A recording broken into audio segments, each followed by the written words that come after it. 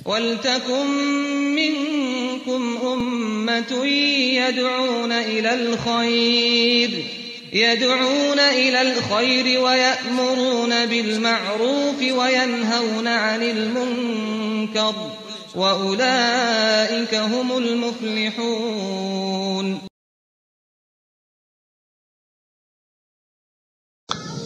Alhamdulillahi Rabbil Alamin wa bihi nasta'in ala umuri dunya waddin wa nusalli wa nusallimu ala abdihi wa rasulihi Muhammadin wa ala alihi wa sahbihi ajma'in wa ba'd. Para ikhwan dan akhwat yang dimuliakan Allah, demikian juga para pemirsa di rumah yang sedang memantau acara kita melalui Ahsan TV. Insyaallah kita akan lanjutkan pembahasan kita pada siang hari ini tentang bagaimana gigihnya para ulama dalam menimba ilmu. Dan sebelum kita membahas hal tersebut, ada baiknya kita akan menyebutkan tentang perkataan ulama mengenai keutamaan ilmu. Jikalau tadi kita telah menyebutkan sebagian daripada hadis Rasulullah SAW dan sebagian daripada firman Allah Subhanahu Wa Taala tentang keutamaan ilmu, maka insyaallah kita akan menyebutkan beberapa hal penting yang disebutkan oleh Ibnu Qayyim rahimahullah dalam kitabnya Miftahu Daris Sa'adah tentang keutamaan ilmu, dan kita akan ringkas insyaallah. Berkata Ibnu Qayyim rahimahullah yang maknanya di antara keutamaan ilmu bahwasanya annal ilma mirathul anbiya wal mal mirathul muluk wal aghniya. Ilmu adalah merupakan warisan para nabi, sementara harta adalah warisan para raja dan para orang-orang kaya. Maka tentunya lebih utama adalah warisan para nabi, karena orang yang paling utama adalah para nabi dan rasul. Karena itulah ikhwan rahimakumullah, suatu ketika Abu Hurairah radhiyallahu tabaraka anhu setelah wafatnya Rasulullah SAW masuk ke pasar. Maka berkata Abu Hurairah, berteriak Abu Hurairah, "Wahai manusia, wahai orang-orang di pasar, bersegeralah menuju masjid, karena sesungguhnya di sana sedang dibagikan warisan Rasulullah sallallahu alaihi wasallam." Maka berbondong-bondong orang-orang di pasar meninggalkan perdagangannya. Yang berbelanja, yang berjual, semuanya menuju masjid Nabi sallallahu alaihi wasallam. Karena Abu Hurairah meneriakkan di pasar apa? Sedang dibagi-bagi warisan Rasulullah sallallahu alaihi wasallam. Masuklah mereka ke masjid dan mereka mendapati di sana tidak ada pembagian harta warisan. Yang ada hanyalah di sini majelis zikir, ilmu, tafsir, hadis, majelis ilmu. Sehingga mereka mendatangi Abu Hurairah, "Ya Abu Hurairah, engkau sahabat Rasulullah. Bagaimana engkau berkata seperti ini? Bagaimana mungkin sahabat Nabi seperti engkau berdusta? Engkau katakan warisan Rasulullah dibagi-bagikan di masjid Rasulullah. Sementara kami lihat tidak ada di sana pembagian harta Rasulullah SAW." Berkata Abu Hurairah, "Saya tidaklah berdusta. Sesungguhnya sekarang di masjid Nabi sedang dibagikan warisan Rasulullah SAW. Tetapi pahamkah kalian bahwasanya Rasulullah SAW tidaklah meninggalkan warisan dalam bentuk harta?" Ya, sebagaimana Rasulullah SAW menyebutkan dalam sabda beliau sallallahu alaihi wasallam, "Innal ulama'a warathatul anbiya." Sesungguhnya para ulama mereka lah pewaris para nabi. Fa innal anbiya'a lam yatruku dinaran wala dirhaman. Sesungguhnya para nabi tidaklah meninggalkan dinar ataupun dirham, walakinnahum tarakul ilma. Tapi para nabi meninggalkan ilmu. Faman akhadahu akhadha bihaddin wafir. Maka barang siapa yang mengambil warisan ini, maka dialah yang telah mengambil warisan yang sangat beruntungan, menguntungkan. Subhanallah. Jadi ikhwan, antum menuntut majelis ilmu, menuntut ilmu pada majelis saat ini, wallahi wallah lebih utama dibandingkan seorang yang mengumpulkan hartanya dalam menuntut harta, mencari harta. Karena ilmu adalah warisan siapa? Para nabi. Harta warisan para raja dan orang-orang kaya. Subhanallah. Kemudian kata Ibnu Qayyim, "Annal ilma yahrisu sahibah wa sahibul mal yahrusu malah." Ilmu akan menjaga pemiliknya. Dimanapun berada, seseorang akan dijaga dengan ilmunya. Dalam bersikap, berkata-kata, berbuat, semua gerak-geriknya dijaga oleh ilmunya. Subhanallah. Sehingga dia tidak akan mungkin melakukan perkara-perkara yang akan melecehkan dirinya. menjatuhkan kehormatan dirinya karena ilmu menjaganya. Maka antum lihatlah para ulama bagaimana mereka dijaga oleh ilmu sehingga mereka disegani, bahkan para raja menjagani mereka, masyarakat menjagani mereka, bahkan memuliakan mereka.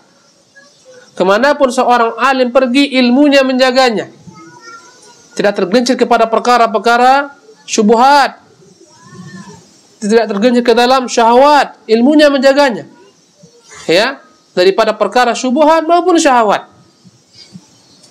Karena sesungguhnya ikhwan, penyakit dalam agama ini dua. Pertama namanya penyakit syubhat, yaitu orang menganggap inilah jalan ke surga padahal dia menuju neraka, wa'iyadzan billah. Mengamalkan ajaran-ajaran yang bukan daripada Islam dianggap bagian daripada Islam. Sebagaimana tergelincirnya banyak kelompok-kelompok yang sesat, semisal Mu'tazilah, Jahmiyah, Jabariyah dan lain-lainnya. Ini namanya penyakit syubhat. Yang kedua penyakit syahwat.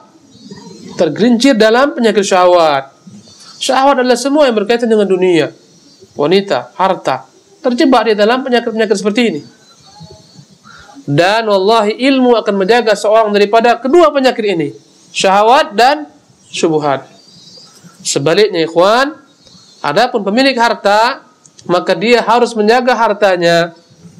Untuk melihat orang-orang kaya rumahnya bagaikan benteng, kadang-kadang rumahnya bagaikan penjara. Seolah-olah antum melihat dia dalam penjara terkurung. Rumahnya jeruji-jeruji besi, penjagaannya berlapis-lapis. Paling terdepan security, ya, dari manusia. Yang kedua security daripada hewan, anjing-anjing pemburu, anjing-anjing penjaga. Yang ketiga security hewan lagi, mungkin angsa. Yang keempat security yang keempat dukun. Lengkap security-nya semua. Payah menjaga harta. Kemana-mana sewa bodyguard. Untuk lihat bagaimana kehidupan para artis. Mereka kemana-mana ada bodyguard. Kadang masuk WC pun tunggu bodyguard. Subhanallah. Mana nikmatnya hidup? Antum punya mobil mewah, mau parkir, mau ngaji, pikir-pikir dulu di mana parkir. Pinggir jalan digesek orang, sini dicuri orang, pening. Subhanallah. Pemilik harta payah menjaga harta. Semakin banyak harta kita, semakin payah menjaganya. Memerlukan banyak tempat-tempat penjagaan harta. Perlu brankas, datangkan. Subhanallah. Pemilik ilmu nggak payah, ilmu menjaganya. Subhanallah. Mana lebih utama? Wallahi ilmu. Ya. Adapun menjaga harta, wallahi dalamnya banyak beban, kesulitan. Subhanallah. Dan antum melihat banyak orang-orang kaya dengan hartanya binasa. Kenapa? Dirampok. Subhanallah. Kita menyaksikan di mana-mana, kadang-kadang di televisi, di mana di koran, seorang toki pernah di negeri kita sana, di Batam, toki kaya raya, didor kepalanya, diambil uangnya. Subhanallah, dirampok. Coba orang yang punya ilmu, gimana merampok ilmu? Subhanallah. La haula wala quwwata illa billah. Ini menunjukkan keutamaan ilmu. Berkata Ibnu Qayyim, "Anna al-ilma yazdadu bil badli wal 'ata' wal mal tudhibuhu an-nafaqat." Ilmu bertambah-tambah semakin dibagi-bagikan kepada manusia. Harta ketika dibagi-bagikan kepada manusia dia akan berkurang, kecuali sedekah yang Allah akan tumbuhkan. Subhanallah. Antum gak usah khawatir bagi-bagi ilmu. Tapi kalau namanya bagi-bagi uang, muskilah. Bagi 2 orang, 3 orang, tinggal berapa ini dalam dompet? Habis. Bagi ilmu, sampaikan ilmu. Ilmu akan bertambah-tambah. Antum ulang-ulangi, bagikan kepada semua orang. Ilmu akan semakin melekat dan bertambah. Adapun bagi-bagi uang, uang akan berkurang. Maka antum ingin berbuat kebajikan, perbanyaklah menimba ilmu, bagi-bagikan ilmu. Subhanallah. Adapun harta, andai kata Allah SWT tidak tentukan antum menjadi orang kaya, sulit untuk bagi-bagikan harta. Kemudian annal ilma yurafiqu sahibahu hatta fi qabrih wal mal yufariquhu ba'da mautihi illa ma kana min sadaqah jariyah. Ilmu akan terus-menerus mengiringi pemiliknya sampai dalam kuburnya. Sampai dalam kuburnya. Subhanallah. Karena ilmu adalah merupakan amal saleh yang paling besar.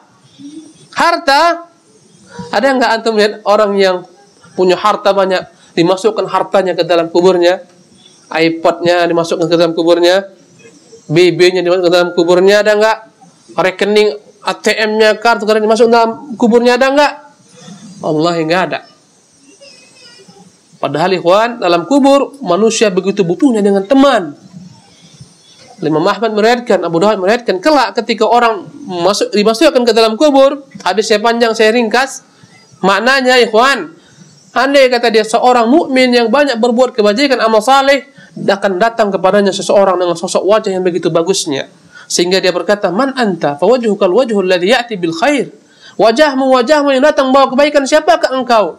Dia berkata, ana amalukas salih, akulah amalan salehmu. Dan ilmu adalah merupakan bagian daripada saleh. Subhanallah. Rasulullah mengatakan, ketika manusia meninggal, ya, 3 mengantarnya, 2 balik, 1 akan bersama dengannya. Adapun yang kembali adalah hartanya dan keluarganya.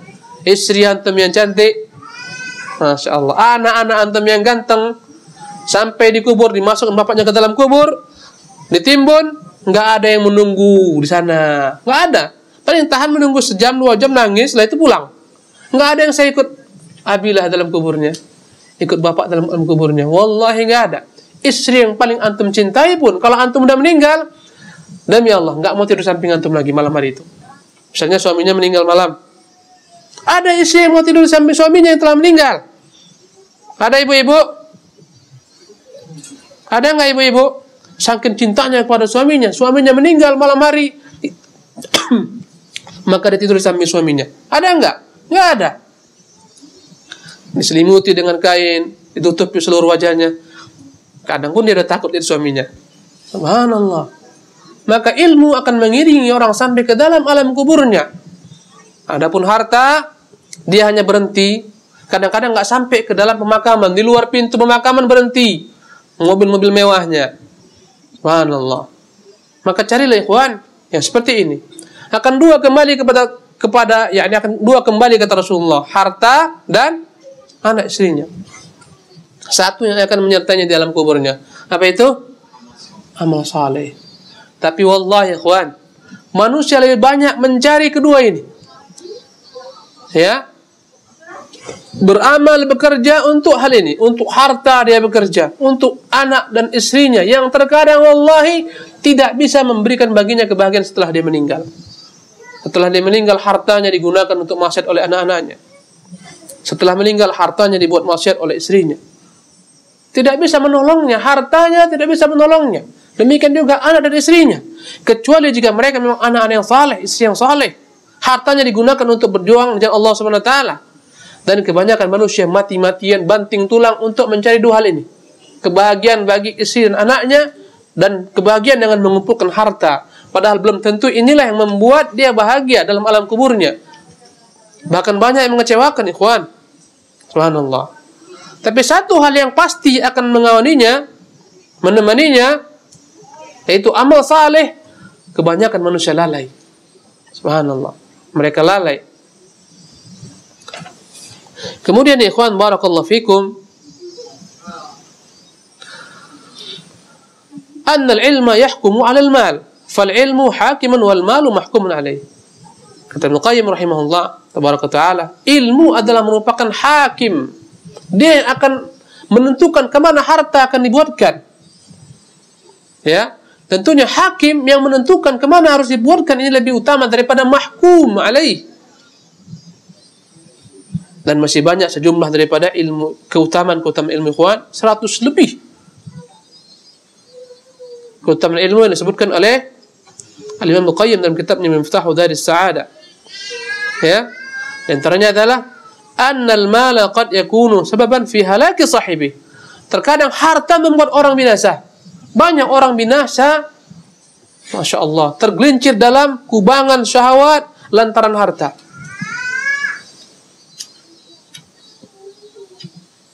Berapa banyak orang-orang kaya lalai. Ketika miskin masih menyembah Allah SWT, beribadah taat. Ketika Allah bentangkan kepadanya dunia, lalai. Lupa daratan. Berapa banyak orang-orang yang telah berhasil dalam dunianya, hancur dalam akhiratnya. Berfoya-foya dengan hartanya dan seterusnya. Adapun ilmu akan senantiasa menyelamatkan manusia, baik di dunia maupun di akhirat.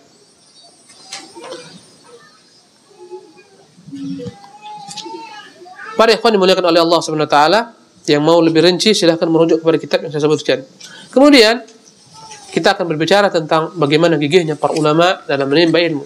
Semoga kita semuanya dalam majelis ini termotivasi untuk meniru bagaimana gigihnya para ulama. Sebelum kita berpijak kepada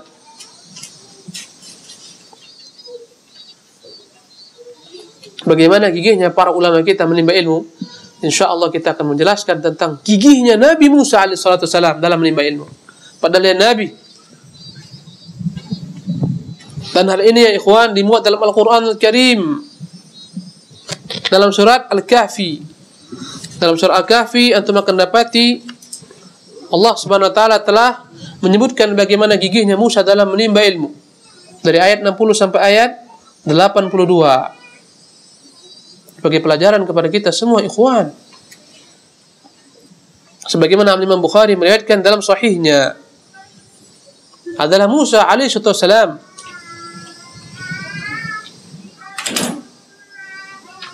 ketika berbicara di hadapan khalayak ramai di antara Bani Israel. Dalam khutbah yang panjang, Musa alaihissalam menyampaikan segala macam ilmu yang Allah Subhanahu wa taala anugerahkan kepadanya. Maka ya ikhwan rahimakumullah, ada sebagian daripada umat yang bertanya, "Ya Musa, apakah ada orang yang lebih alim daripadamu?" Berkata Musa, "Tidak." Apa kata Musa? Tidak. Sepanjang pengetahuan Musa tidak ada yang lebih alim daripada Musa. Dan dia berkata jujur. Tatkala Musa alaihissalam mengatakan tidak ada orang lebih alim daripada Musa, maka Allah Subhanahu wa taala beritahukan kepada Musa, ada seseorang yang memiliki ilmu yang tidak engkau miliki. Siapa dia? Khidir.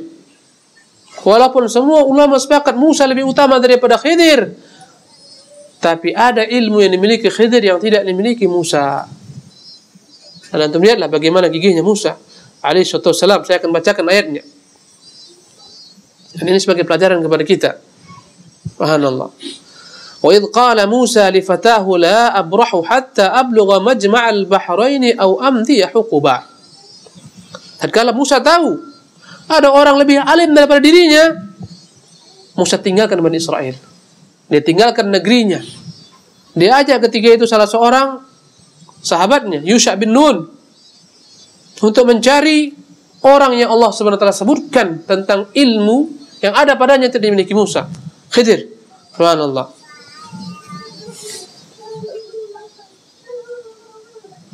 Maka ikhwan rahimakumullah, Allah firmankan, wa idh qala Musa, tatkala Musa berkata kepada lifatahu, kepada sahabatnya Yusha bin Nun atau budaknya, la abrahu hatta ablugha majma'al bahraini. Aku tidak akan pernah putus asa untuk berjalan sampai aku menemui majma'al bahraini, tempat bertemunya dua lautan, au amdiya huqubas, atau sampai aku berjalan bertahun-tahun, berabad-abad. Subhanallah. Dan ini menunjukkan kepada kita ikhwan betapa gigihnya Musa. Setelah Allah beritahukan ada orang lebih alim daripada dia, segera ditinggalkan, subhanallah, sanak keluarganya, istrinya, ditinggalkan anak-anaknya dalam rangka menimba ilmu. Ini merupakan tradisi para ulama ya ikhwan. Berangkat Musa, subhanallah, dia bawa ketika itu salah seorang budaknya Yusha bin Nun, dan dia berkata, tidak akan pernah kita berhenti sampai kita menemukan apa yang kita tuntut, yang kita cari. Ini menunjukkan gigihnya para penimba ilmu ikhwan rahimakumullah. Mereka rela berjalan sampai berapa mil, subhanallah, sampai mereka menemui guru yang mereka ingin belajar daripadanya. Falamma balagha majma'a bainihima nasiya hutahuma fattakhadha sabilahu fil bahri saraba. Allah telah ingatkan Musa, ya Musa, ketika Musa bertanya, ya Allah, bagaimana tandanya aku bertemu dengan orang tersebut? Kata Allah SWT, ya Musa, kelak, ya, andai kata ikanmu meloncat ke lautan, maka disitulah tandanya. Sebagaimana Imam Bukhari meriwayatkan. Maka Musa perintahkan ketika itu Khidir untuk berbekal. Dan ini menunjukkan ikhwan, dalam menimba ilmu wajib berbekal. Musa perintahkan siapa? Yusha bin Nun, berbekal, disiapkan bekal. Dia bawa ikan yang telah diasinkan sebagai bekal mereka untuk safar, berjalan dalam rangka menimba ilmu. Dan ini menunjukkan para ulama wajib berbekal ketika mereka mencari ilmu. Berjalanlah mereka, ikhwan rahimakumullah. Berjalanlah para ulama. Berjalanlah ketika Musa dan Yusha bin Nun. Kemudian Allah SWT katakan, falamma balagha majma'a bainihima, tatkala mereka sampai di pertemuan dua lautan, nasya hutahuma, ketika itu Musa alaihissalam keletihan, makin jauhnya berjalan. Kemudian kedua-duanya istirahat, yakni di balik sebuah batu besar, dan di sana ada mata air kehidupan. Sebagaimana Imam Bukhari menyebutkan, mereka pun ketika itu istirahat dan tertidur. Kemudian, ikhwan, ketika ikan ini terkena dengan air kehidupan ini, sebagaimana Bukhari menyebutkan, seketika ikan ini kembali hidup. Dan ikan tersebut melompat ke dalam lautan dan dia pun berjalan. Subhanallah. Sementara Yusha bin Nun memperhatikan hal tersebut, tapi dia lupa. Fattakhadha sabilahu fil bahri saraba. Tatkala mereka telah sampai di pertemuan dua lautan tersebut, mereka lupa dengan ikan mereka yang telah pergi meninggalkan mereka. Kemudian mereka pergi berjalan, melanjutkan perjalanan sampai menemukan orang yang mereka cari. Falamma jawaza qala li fatahu atina ghada'ana.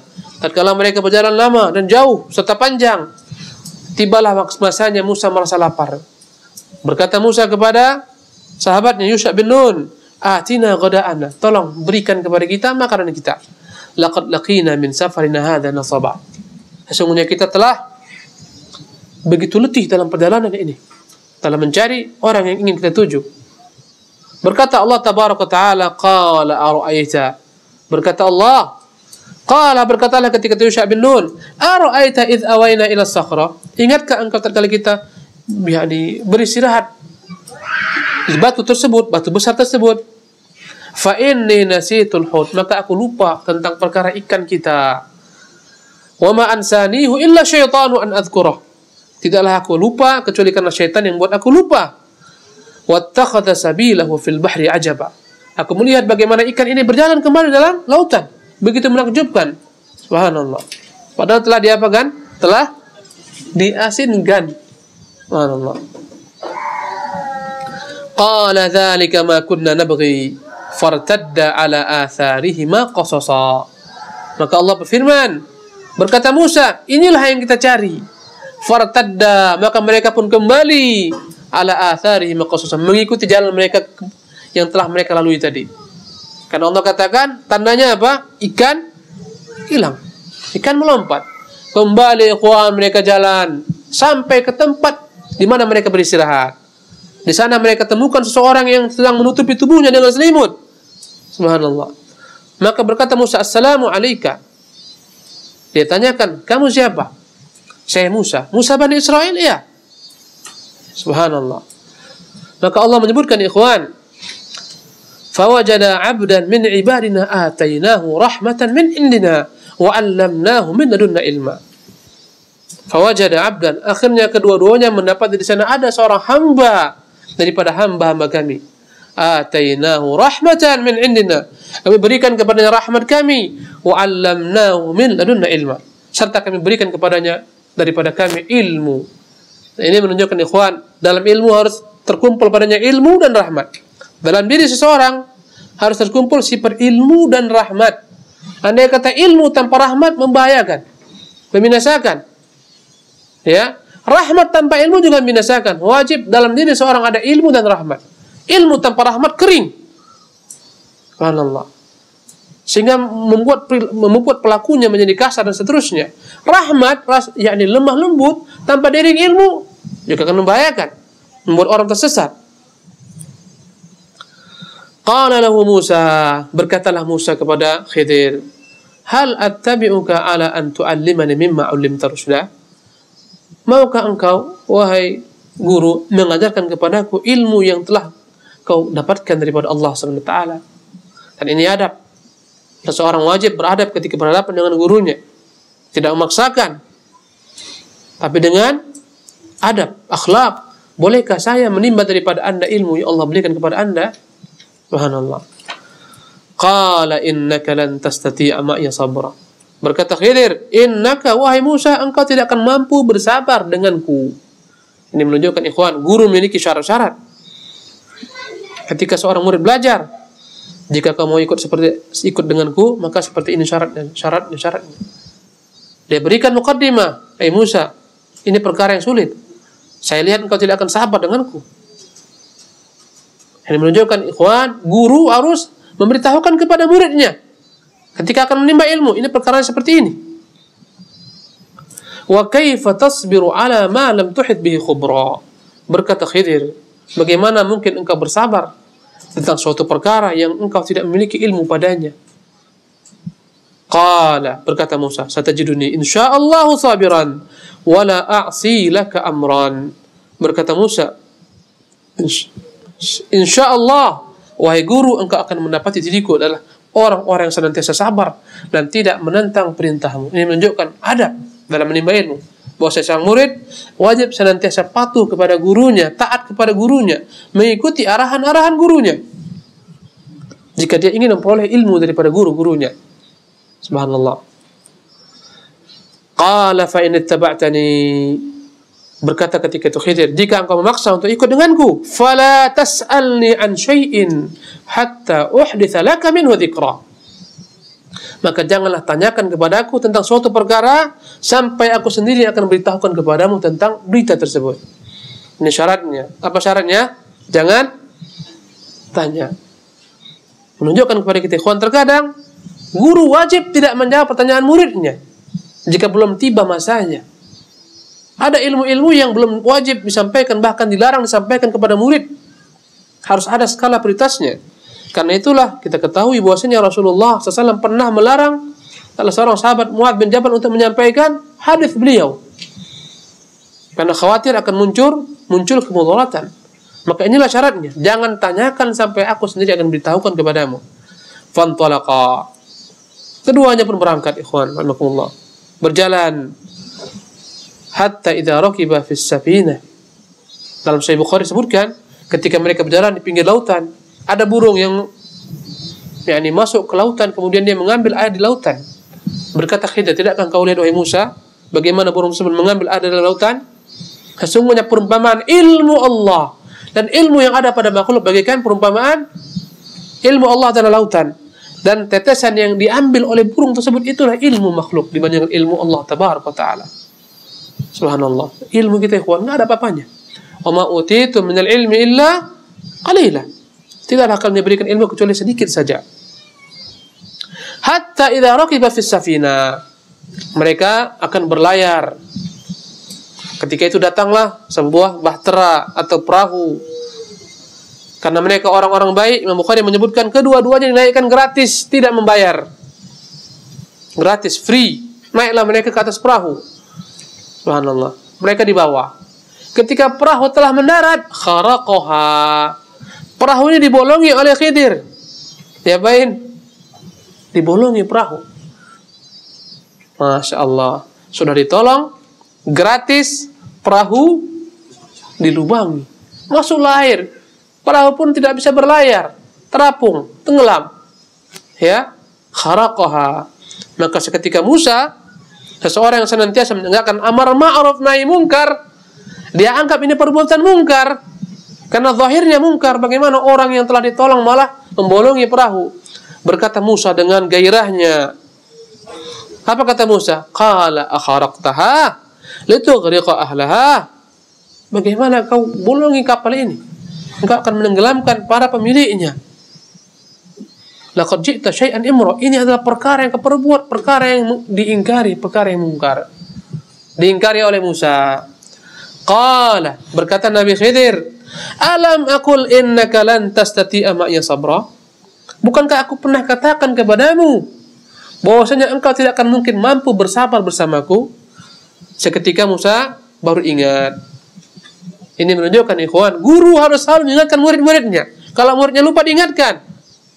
Ya. Qala la tu'akhidni bima nasitu. Berkata Musa, kalau demikian janganlah aku dihukum karena kelupaanku, kelalaianku. Wala turhiqni min amri usra. Janganlah kau persulit urusanku, biarkan aku tetap ikut bersamamu. Subhanallah. Maka Musa memberikan kepada gurunya alasan agar dia tetap mengikuti gurunya. Fantalaqa, kedua-duanya kemudian berjalan. Hatta idza laqiya ghulaman, sampai mereka menemui seorang anak kecil. Bukhari menyebutkan di tepi pantai mereka menemukan anak kecil yang sedang bermain. Seketika Allahu Akbar, datanglah Khidir, dia putar kepala anak ini, dia patahkan dan seketika mati. Subhanallah. Anda bayangkan itu. Seketika Nabi Allah Musa alaihissalam mengingkari perbuatan tersebut. Qala aqatalta nafsan zakiyatan bighayri nafsin. Bagaimana kau bunuh anak kecil yang tidak memiliki salah? Laqad ji'ta syai'an nukra. Inilah perbuatan yang sangat diingkari sekali. Subhanallah. Anak kecil dia pelintir kepalanya, dia pelintir kepala akhirnya. Subhanallah, mati. Qala, berkata kembali Khidir, alam aqul laka innaka lan tastati'a ma'iya sabra. Bukankah telah kukatakan kepadamu engkau tidak akan mungkin mampu bersabar wahai Musa? Qala, Musa kembali ingat. Berkata Musa, in sa'altuka an syai'in ba'daha fala tusahibni. Wahai guru, andai kata aku kembali bertanya kepadamu kali yang ketiga, jangan pernah biarkan aku ikut denganmu. Aku telah jera. Berarti aku tidak bisa mengikuti persyaratanmu. Jika aku bertanya kembali, itulah batas terakhir aku mengikutimu. Subhanallah. Qad balagta min ladunni udhra. Berarti engkau telah memberikan kepadaku uzur bahwasanya aku memang tidak mampu ikut bersamamu. Fantalaqa, mereka kembali berjalan. Hatta idza ataya ahla qaryatin istat'ama ahlaha. Sampailah mereka kepada sebuah negeri, kampung, maka mereka minta dijamu. Dan kebiasaan orang-orang terdahulu, ikhwan, wajib menjamu tamu walaupun ala kadarnya. Maka keduanya minta dijamu, pemakanan maupun minuman. Fa'abau an yudayyifuhuma. Namun penduduk kampung tersebut semuanya kikir. Tidak ada yang mau menjamu keduanya. Subhanallah. Hak mereka sebagai tamu diabaikan. Fawajada fiha jidaran yuridu an yanqadda fa'aqama. Maka Musa alaihissalam dan Khidir, mereka tinggalkan kampung ini. Ketika berjalan, mereka lihat ada rumah yang telah miring dan akan segera rubuh. Maka Khidir segera mengambil sikap. Dia perbaiki rumah ini, kemudian dia tegakkan kembali. Maka Musa heran. Suatu penduduk yang kikir bakhil terhadap tamu-tamunya, malah engkau bantu untuk memperbaiki rumah pemilik negeri tersebut. Subhanallah. Maka Musa mengingkari. Berkata Musa, qala law syi'ta lattakhadta alaihi ajra. Kenapa tidak aku pungut saja ganjaran atas perbuatanmu ini? Dari penduduk yang kikir dan bakhil ini. Qala hadza firaqu baini wa bainik. Berkata Khidir, inilah dia batas pertemuan antaraku dan kamu. Subhanallah. Sa'unabbi'uka bita'wili ma lam tasti' alaihi sabra. Aku akan beritahukan tentang semua perkara-perkara yang kau tanyakan yang kau tidak sabar menunggu beritanya. Subhanallah. Berkata Khidir, wa ammal ghulamu, adapun anak kecil yang kau lihat, subhanallah, berkata Khidir, amma safinatu, adapun kapal tersebut, fakanat limasakina ya'maluna fil bahri, adalah milik orang-orang miskin yang mereka bekerja di lautan. Dan dari sini ulama mengambil kesimpulan orang miskin itu adalah orang yang terkadang mereka memiliki harta tapi tidak mencukupi kebutuhan mereka sehari-hari. Di sini orang miskin memiliki apa? Kapal. Dia punya kapal tapi tidak mencukupi mereka. Berkata ketika itu Khidir, kapal itu adalah kapal milik orang-orang miskin yang mereka bekerja di lautan. Fa'aradtu an a'ibah, aku ingin membuat kapal ini menjadi rusak, tercela. Wa kana wara'ahum malikun ya'khudhu kulla safinatin ghasba. Karena di belakang mereka, andai kata kapal ini bagus dan mereka kembali berlayar, akan dirampok dan dirampas oleh seorang raja. Maka sengaja dibuat rusak dan ditenggelamkan agar tidak diambil oleh raja tersebut. Ini dia jawabannya. Subhanallah. Ini mengajarkan kepada kita ikhwan, menempuh kerusakan lebih ringan daripada kerusakan yang besar. Ini kaidah dalam agama. Ketika khafidhur rain, melubangi kapal bisa kembali ditambal. Dibandingkan kapal semuanya hilang, dirampok. Mana lebih utama? Dan ini kaidah dalam agama bahwasanya jika ada dua kerusakan, kita pilih mana yang lebih ringan kerusakannya. Subhanallah. Wa ammal ghulamu fakana abawahu mu'minaini. Adapun anak tersebut, kedua orang tuanya adalah dua orang yang beriman. Fa khashina an yurhiqahuma tughyanan wa kufra. Kita khawatir anak ini akan membuat orang tuanya ketika dia besar kafir gara-gara dirinya. Fa'aradna an yubdilahuma rabbuhuma, maka kami ingin agar Tuhan kedua orang tua ini menggantikan yubdilahuma rabbuhuma khairan minhu zakatan wa aqrab rahma, menggantikan anak lebih baik daripada anak tersebut dan lebih berbakti kepada orang tuanya, lebih menyambung silaturahminya. Subhanallah. Jadi ikhwan rahimakumullah, anak ini jika dibiarkan hidup, Allah memberitahukan kepada Khidir dia akan membuat kedua orang tuanya kafir. Dan ini menunjukkan terkadang anak menjadi fitnah bagi orang tuanya. Allah mengatakan, inna min amwalikum wa auladikum inna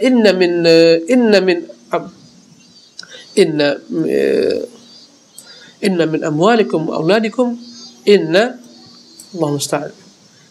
Innama amwalukum wa auladukum fitnah. Innama amwalukum wa auladukum fitnah. Sesungguhnya harta kalian dan anak-anak kalian terkadang menjadi fitnah bagi kalian. Subhanallah. Terkadang seorang tua bisa menjadi kafir gara-gara anaknya. Allah musta'an. Kemudian ya ikhwan rahimakumullah,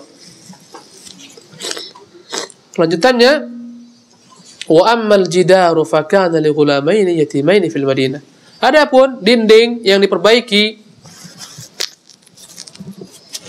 maka sesungguhnya dinding ini adalah milik dua, kata Allah Subhanahu wa taala, fakana wa ammal jidaru, adapun dinding tersebut fakana li ghulamaini, milik dua anak yatim, yatimaini fil Madinah, yang mereka tinggal di negeri tersebut.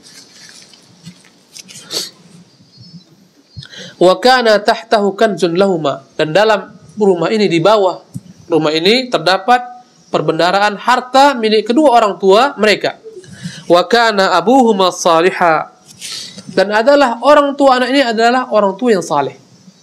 Dan ini ikhwan menunjukkan bahwasanya kesolehan orang tua terkadang mendatangkan manfaat sampai kepada keturunan-keturunannya. Bagaimana Allah menjaga kedua anak yatim ini? Karena kesolehan siapa? Orang tuanya. Maka ikhwan, hendaklah kita berusaha menjadi orang tua yang saleh demi Allah. Allah akan menjaga keturunan kita. Bagaimana dua anak yatim ini Allah jaga gara-gara orang tuanya saleh. Subhanallah. Dan ini menunjukkan kesolehan orang tua bermanfaat bagi anak-anaknya.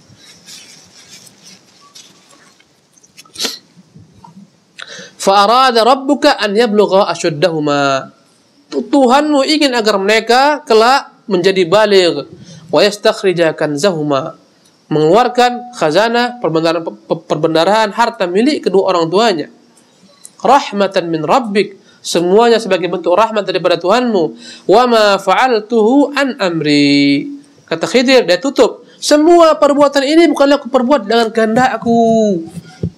Berarti yang dia lakukan bukanlah keinginannya, tapi keinginan siapa?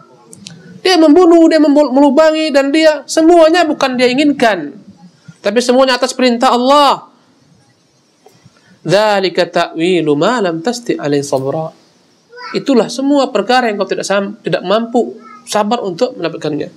Ikhwan, ini wajah syahid bagaimana Musa alaihissalam berpayah-payah meninggalkan negerinya dalam rangka mencari ilmu. Subhanallah. Sekarang insyaAllah ta'ala kita akan berbicara tentang bagaimana para ulama-ulama kita, bahkan para sahabat-sahabat Rasulullah SAW, mereka berjalan jauh dalam mencari ilmu. Yang pertama adalah kisah tentang Jabir bin Abdullah. Jabir bin Abdullah Al-Ansari, ikhwan rahimakumullah. Jabir bin Abdullah, dia rela berjalan dari Madinah menuju Syam. Antum tahu negeri Syam di mana? Hah? Mana negeri Syam itu? Syam itu mencakup daerah Jordania, Palestina, Lebanon, Suriah. Ini Syam. Adalah Jabir bin Abdullah berjalan, ikhwan rahimakumullah, dari Madinah menuju negeri Syam. Subhanallah, perjalanan yang panjang dalam rangka satu hadis yang pernah dia ingat, sekarang dia melupakannya. Berangkatlah Jabir, ikhwan. Dia beli ketika itu kendaraannya. Dia pun berjalan dari Madinah sampai menuju negeri Syam, menjumpai salah seorang sahabat Rasulullah SAW, Abdullah bin Unais. Sesampainya di sana, ikhwan rahimakumullah, maka dia ketuk pintu. Keluarlah ketika itu seorang budak. Ditanyakan, siapa yang kau cari? Dia katakan, Abdullah bin Unais. Siapa dirimu? Katakan, Jabir datang. Subhanallah. Datanglah budaknya beritahukan kepada tuannya, sesungguhnya depan pintu ada seorang yang mencarimu, namanya Jabir bin Abdullah. Taulah dia bahwa yang mencarinya adalah sahabat Rasulullah SAW. Keluarlah ikhwan rahimakumullah. Mereka pun berpelukan. Ya. Seketika berkatalah Jabir bin Abdullah, ada satu hadis yang aku khawatir aku meninggal terlebih dahulu sementara aku tidak mengingat hadis tersebut, tidak menghafalkannya, atau aku khawatir engkau meninggal terlebih dahulu daripadaku. Maka hadis ini tidak pernah aku dapatkan dari Rasulullah SAW yang menceritakan tentang perkara padang mahsyar. Maka ketika itu ikhwan rahimakumullah, berkatalah Abdullah bin Unais, saya mengingat hadis tersebut, bahwasanya Rasulullah SAW pernah bersabda, yuhsyarun nas yaumal qiyamati uratan ghurlan buhman. Berkata Abdullah bin Unais, saya ingat hadis yang kau maksudkan adalah hadis Rasulullah SAW. Beliau bersabda, akan dikumpulkan semua manusia pada hari kiamat di padang mahsyar dalam keadaan uratan, dalam keadaan telanjang. Uratan, kemudian ghurlan, dalam keadaan tidak berkhitan. Subhanallah. Kembali ikhwan, pada hari kiamat semua manusia kembali Allah Subhanahu wa taala kembalikan sebagaimana sedia kala, tidak berkhitan. Dibangkitkan dalam keadaan telanjang, tidak berkhitan, buhman. Bertanya sahabat-sahabat Rasulullah, apa makna buhman ya Rasulullah? Beliau mengatakan, qulna ma buhman? Qala laysa ma'ahum syai'un, tidak membawa apapun juga. Fayunadihim bisautin yasma'uhu man ba'uda kama yasma'u man qurba. Maka ketika itu diserulah seluruh manusia dan semua mendengar, yang jauh maupun yang dekat. Berkata Allah Subhanahu wa taala, "Anal maliku." Akulah maharaja di sini. "Anad dayyanu." Akulah yang akan menghisab manusia. "La yanbaghi li ahadin min ahli jannati yadkhulu jannata wa ahadun min ahli an-nar yatlubuhu bimadlamah." Tidak layak seorang pun ahli surga masuk ke dalam surga sementara masih ada utangnya kepada ahli neraka dalam kezaliman yang dia buat. Subhanallah. Untuk pahami ikhwan, tidak akan mungkin seorang masuk surga, ahli surga masuk surga sampai dia bayar semua hutang-hutangnya dalam bentuk kezaliman walaupun kepada ahli neraka. Subhanallah. Artinya andai kata ada seorang muslim berbuat kezaliman kepada orang kafir dan dia ahli neraka, meninggal di atas kekafiran, maka demi Allah tidak akan mungkin orang Islam ini masuk ke dalam surga sampai dia membayar terlebih dahulu dengan kezaliman yang dilakukan terhadap orang kafir. Subhanallah, menunjukkan kepada kita ikhwan haramnya kezaliman kepada seluruh makhluk sampai kepada orang kafir. Hatta latmah, sampai tamparan yang pernah dia tamparkan, dilayangkan kepada seorang kafir, tidak akan Allah masukkan ke dalam surga sebelum dia menyelesaikan perkaranya.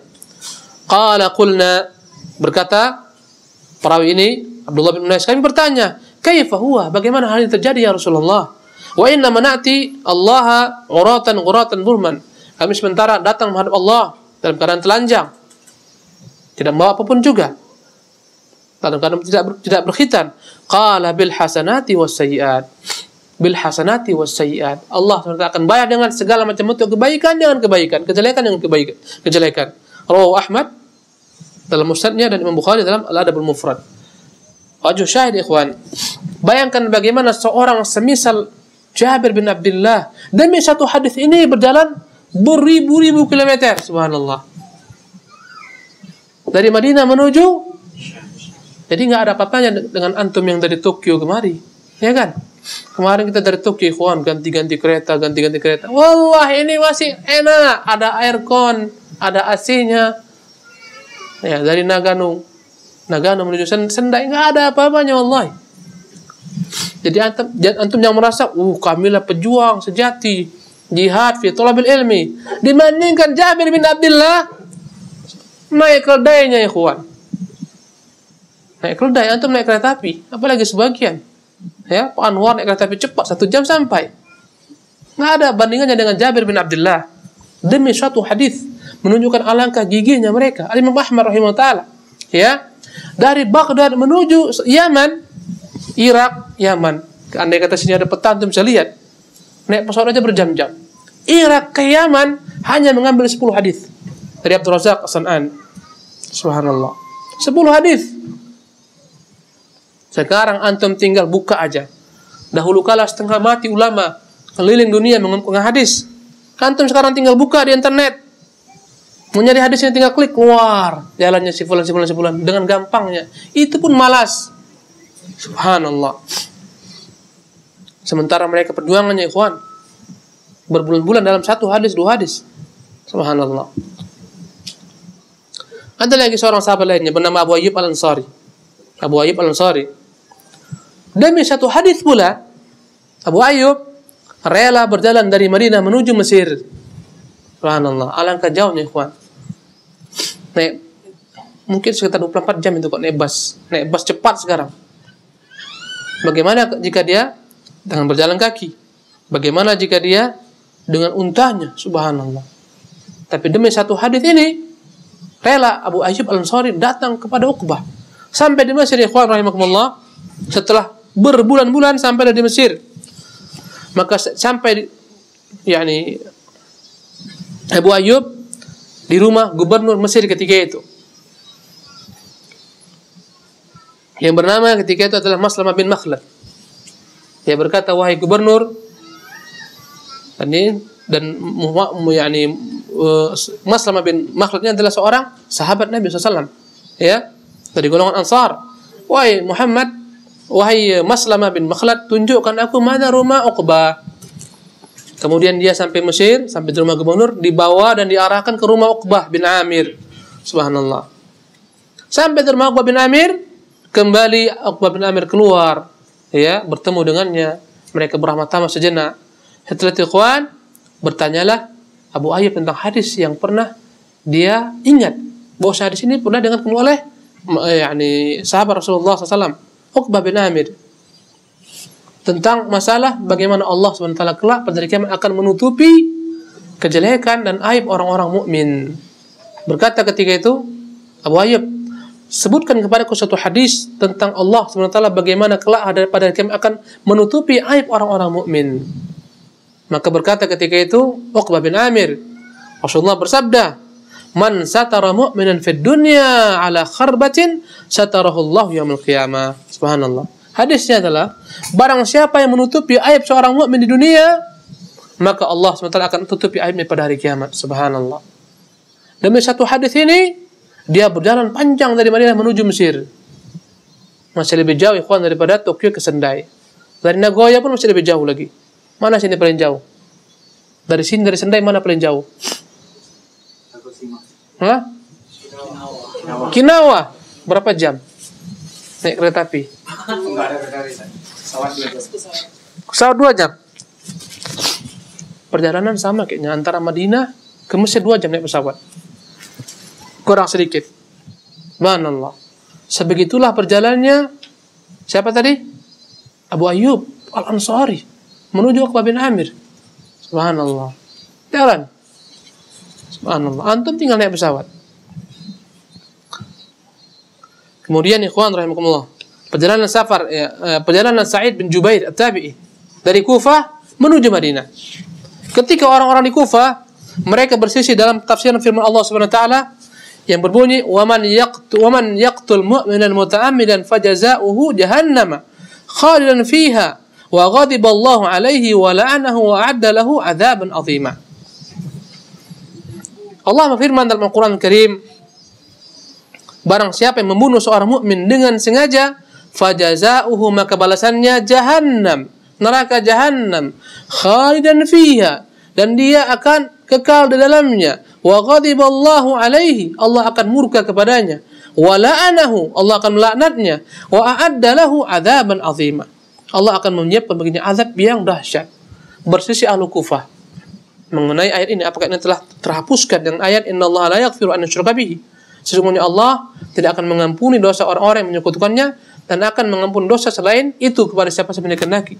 Bersisi ahlu Kufah tentang tafsiran ayat ini, ikhwan rahimakumullah. Maka Sa'id bin Jubair, seorang tabi'in, untuk mencari tahu jawaban tafsir ayat yang mulia ini, ikhwan, dia rela menempuh jalan panjang dari Baghdad dari Kufah menuju Madinah. Subhanallah. Mendatangi Ibnu Abbas. Berjalan dalam waktu yang begitu panjangnya. Ya.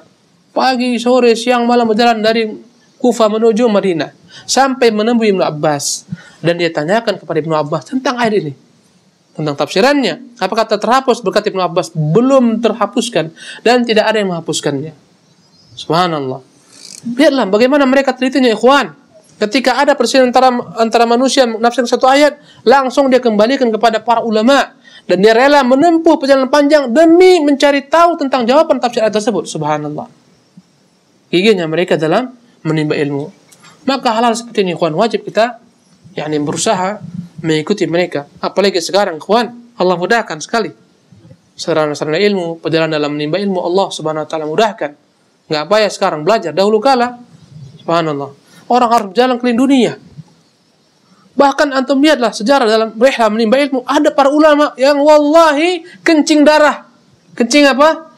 Kencing darah lantaran dahsyatnya perjalanan dalam mencari ilmu. Kencing darah. Bahkan ada disebutkan dalam kitab-kitab para ulama di antaranya rihlah dalam menimba ilmu hadis, seorang di antara mereka yang minum air kencingnya sendiri.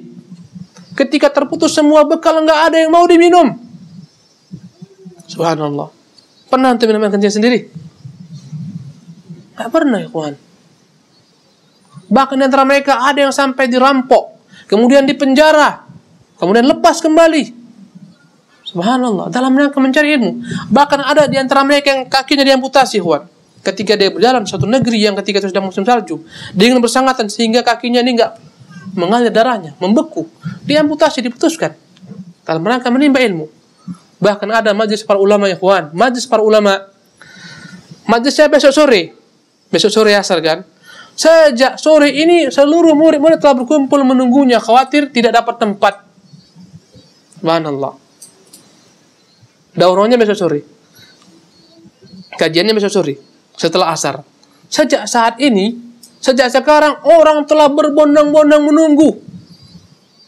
Subhanallah. Kalau anda nggak percaya silahkan anda baca.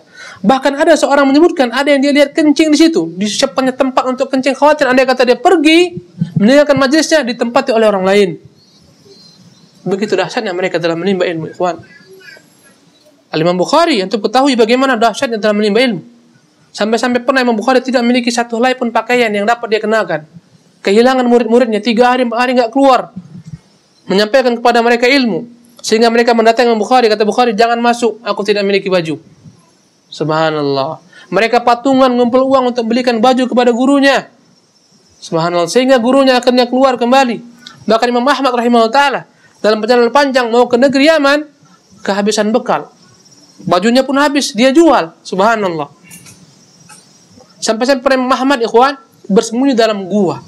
Ketika itu datanglah sebagian daripada sahabatnya menawarkan bantuan, ya, agar Imam Ahmad menerima bantuannya, dipinjamkan uang untuk beli baju. Dia tidak mau meminjam uang. Subhanallah. Diberikan dalam bentuk hadiah, tidak mau dia terima hadiah. Subhanallah. Akhirnya dirayu oleh kawannya, kalau begitu tuliskan untukku kitab-kitab ini, nanti kau akan kuberikan upah. Kalau Imam Ahmad mau menerima. Diberi utang, nggak mau dia utang. Kalau kita mau ahli utang. Diberikan sebagai hadiah, nggak mau dia terima. Dia mau diterima sebagai bentuk apa? Upah. Dia tuliskan beberapa hadis-hadis Rasulullah SAW, diberikan, itulah upahnya, ikhwan. Dan begitu payahnya para ulama. Ya, dan antum lihat, tidak pernah mereka tergambarkan pada masa dahulu kala menimba ilmu, mengumpulkan hadis, nanti bukunya akan dicetak banyak-banyak, dijual, diambil upahnya. Wallahi nggak ada. Al-Imam Nawawi rahimahullah ta'ala, betapa banyaknya buku-bukunya, karyanya. Ya, nggak pernah tergambar sedikit pun di benaknya buku ini nanti akan menjadi modal aku untuk kehidupan. Subhanallah. Akan aku jual hak hak ciptanya, akan aku jual dengan harga yang mahal. Nggak ada, ya Allah, ikhwan. Begitu dahsyatnya pengorbanan mereka untuk ilmu. Sampai-sampai di antara mereka ada yang subhanallah, malam hari sepanjang malam mereka tidak tidur dalam rangka menimba ilmu. Ya. Suatu ketika datang Imam Ahmad rahimahullah ta'ala datanglah Imam Syafi'i rahimahullah ke Baghdad bertemu dengan Imam Ahmad. Ya. Kemudian berjanjilah Imam Ahmad untuk menjamu Syafi'i pada malam hari itu dan tidur di rumahnya. Masuk Imam Syafi'i, tibalah waktu malam, dihidangkan makan malam. Disuruh Imam Ahmad budaknya menyiapkan makan malam. Disiapkan ikhwan, diberikan hidangan. Budaknya memperhatikan karena dia senantiasa mendengar Imam Ahmad memuji-muji Imam Syafi'i rahimahullah. Dipuji dan dipuji. Ketika dia lihat Imam Syafi'i makan lahap, makan kenyang, habis semua makanan. Kata budaknya dalam hati, inilah orang yang dipuji-puji Imam Ahmad itu ya. Makannya banyak. Subhanallah. Kemudian diperintahkan oleh Imam Ahmad kepada budaknya, siapkan untuk dia air. Nanti andai kata malam hari dia mau bangun qiyamul lail, salat, siapkan. Dibawalah wadah air, siapkan di tempat kamar Imam Syafi'i rahimahullah. Sampai pagi hari tidak satu tetes pun air berkurang. Kata budaknya, ini rupanya dibanggakan Imam Ahmad. Sepanjang malam tidur nggak ada qiyamul lail. Subhanallah. Pada pagi harinya, ketika Syafi'i rahimahullah akan pergi, maka berkatalah budak ini kepada Imam Ahmad, inilah orang yang kau bangga-banggakan. Makannya banyak, tidurnya banyak, mana keutamaannya? Subhanallah. Maka Imam Ahmad memanggil Imam Syafi'i rahimahullah dan dia bertanya tentang apa-apa yang ditanyakan oleh budak tersebut. Berkata Syafi'i, adapun yang pertama, aku sangat meyakini bahwasanya Ahmad tidak akan pernah masuk ke rumahnya harta yang haram, makanan yang haram, semuanya halal dan aku tentram memakannya. Karena itulah aku makan lahap karena aku yakin semuanya halal. Subhanallah. Adapun yang kedua, aku tidak menggunakan setetes pun air karena aku tidak tidur sepanjang malam. Tidak ada yang membuat aku harus batal wudu'ku. Tidak tidur. Apa yang kau kerjakan sepanjang malam? Berkata Imam Syafi'i rahimahullah, aku sedang mentadaburi, memikirkan satu hadis dari Rasulullah SAW. Yaitu hadis tentang kedatangan Rasulullah SAW ke rumah Anas. Ketika itu adik Anas sedang kesedihan, menangis karena burungnya meninggal, burungnya mati. Maka Rasulullah masuk ke rumah Anas dan dia lihat ketika itu, nama adik Anas adalah Abu Umair. Sedang menangis, maka Rasulullah hibur ketika itu Abu Umair. Bertanya Rasulullah, ya Abu Umair, madza fa'ala an-Nughair? Wahai Abu Umair, bagaimana dengan burungmu an-Nughair? Nama burung. Dia katakan, mata ya Rasulullah, wafat ya Rasulullah, mati ya Rasulullah. Dari satu potong hadis ini, Imam Syafi'i menurunkan banyak sekali faedah-faedah ilmiah. Subhanallah. Berpuluh dari satu potong kata. Ya Abu Umair, madza fa'ala an-Nughair? Di antaranya boleh memberikan kunyah kepada anak. Masih kecil, boleh dipanggil dengan gelar Abu, Aba. Ya, Aba Umair, masih kecil dia. Menunjukkan kunyah bukanlah harus dengan nama anak. Faedahnya menunjukkan bolehnya memelihara burung dan sejenis dengan burung yang merupakan binatang yang dekat dengan manusia seperti kucing dan sejenisnya. Ya, dan bolehnya memelihara burung walaupun dia dikurung tidak masalah selama diberikan makan dan seterusnya. Banyak faedah-faedah ilmiah menunjukkan akhlaknya Rasulullah SAW. Yang senantiasa dia berakhlak walaupun kepada anak-anak, ya, bergurau kepada anak-anak dan seterusnya. Banyak berpuluh faedah ilmiah. Antum satu hadis suruh coba keluarkan faedah, nggak keluar. Beginian ikhwan para ulama. Berapa banyak di antara mereka yang tidur malam itu ikhwan dengan satu wudu isya saja. Yang dia sampai subuh melaksanakan salat subuh berpuluh tahun dengan wudu salat isya. Ada yang 30 tahun mengerjakan sholat subuh dengan wudu isya.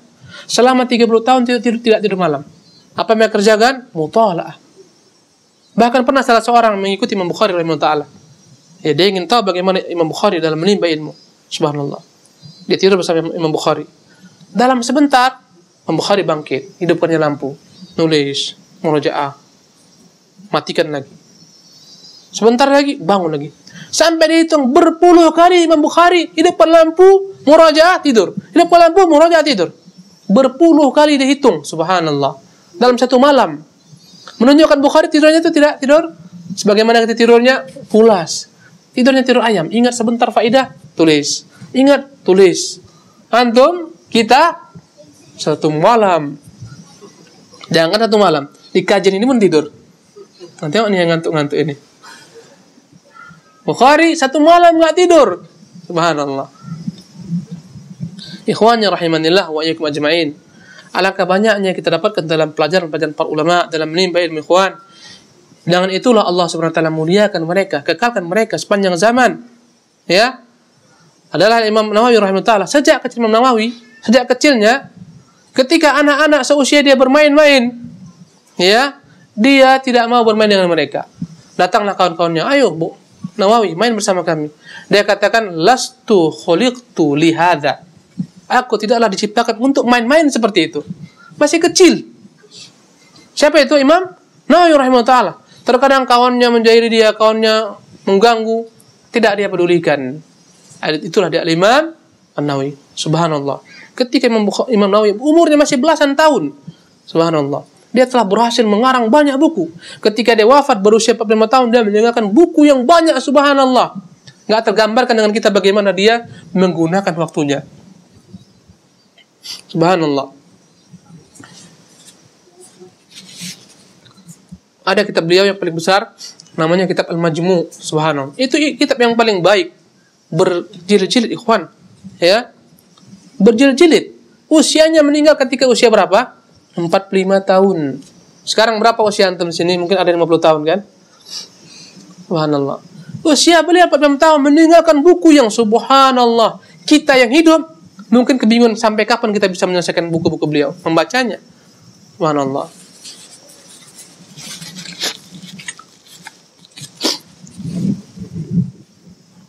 Al-Imam At-Tabari rahimahullah tabaraka ta'ala, pernah dia menuliskan tafsirnya.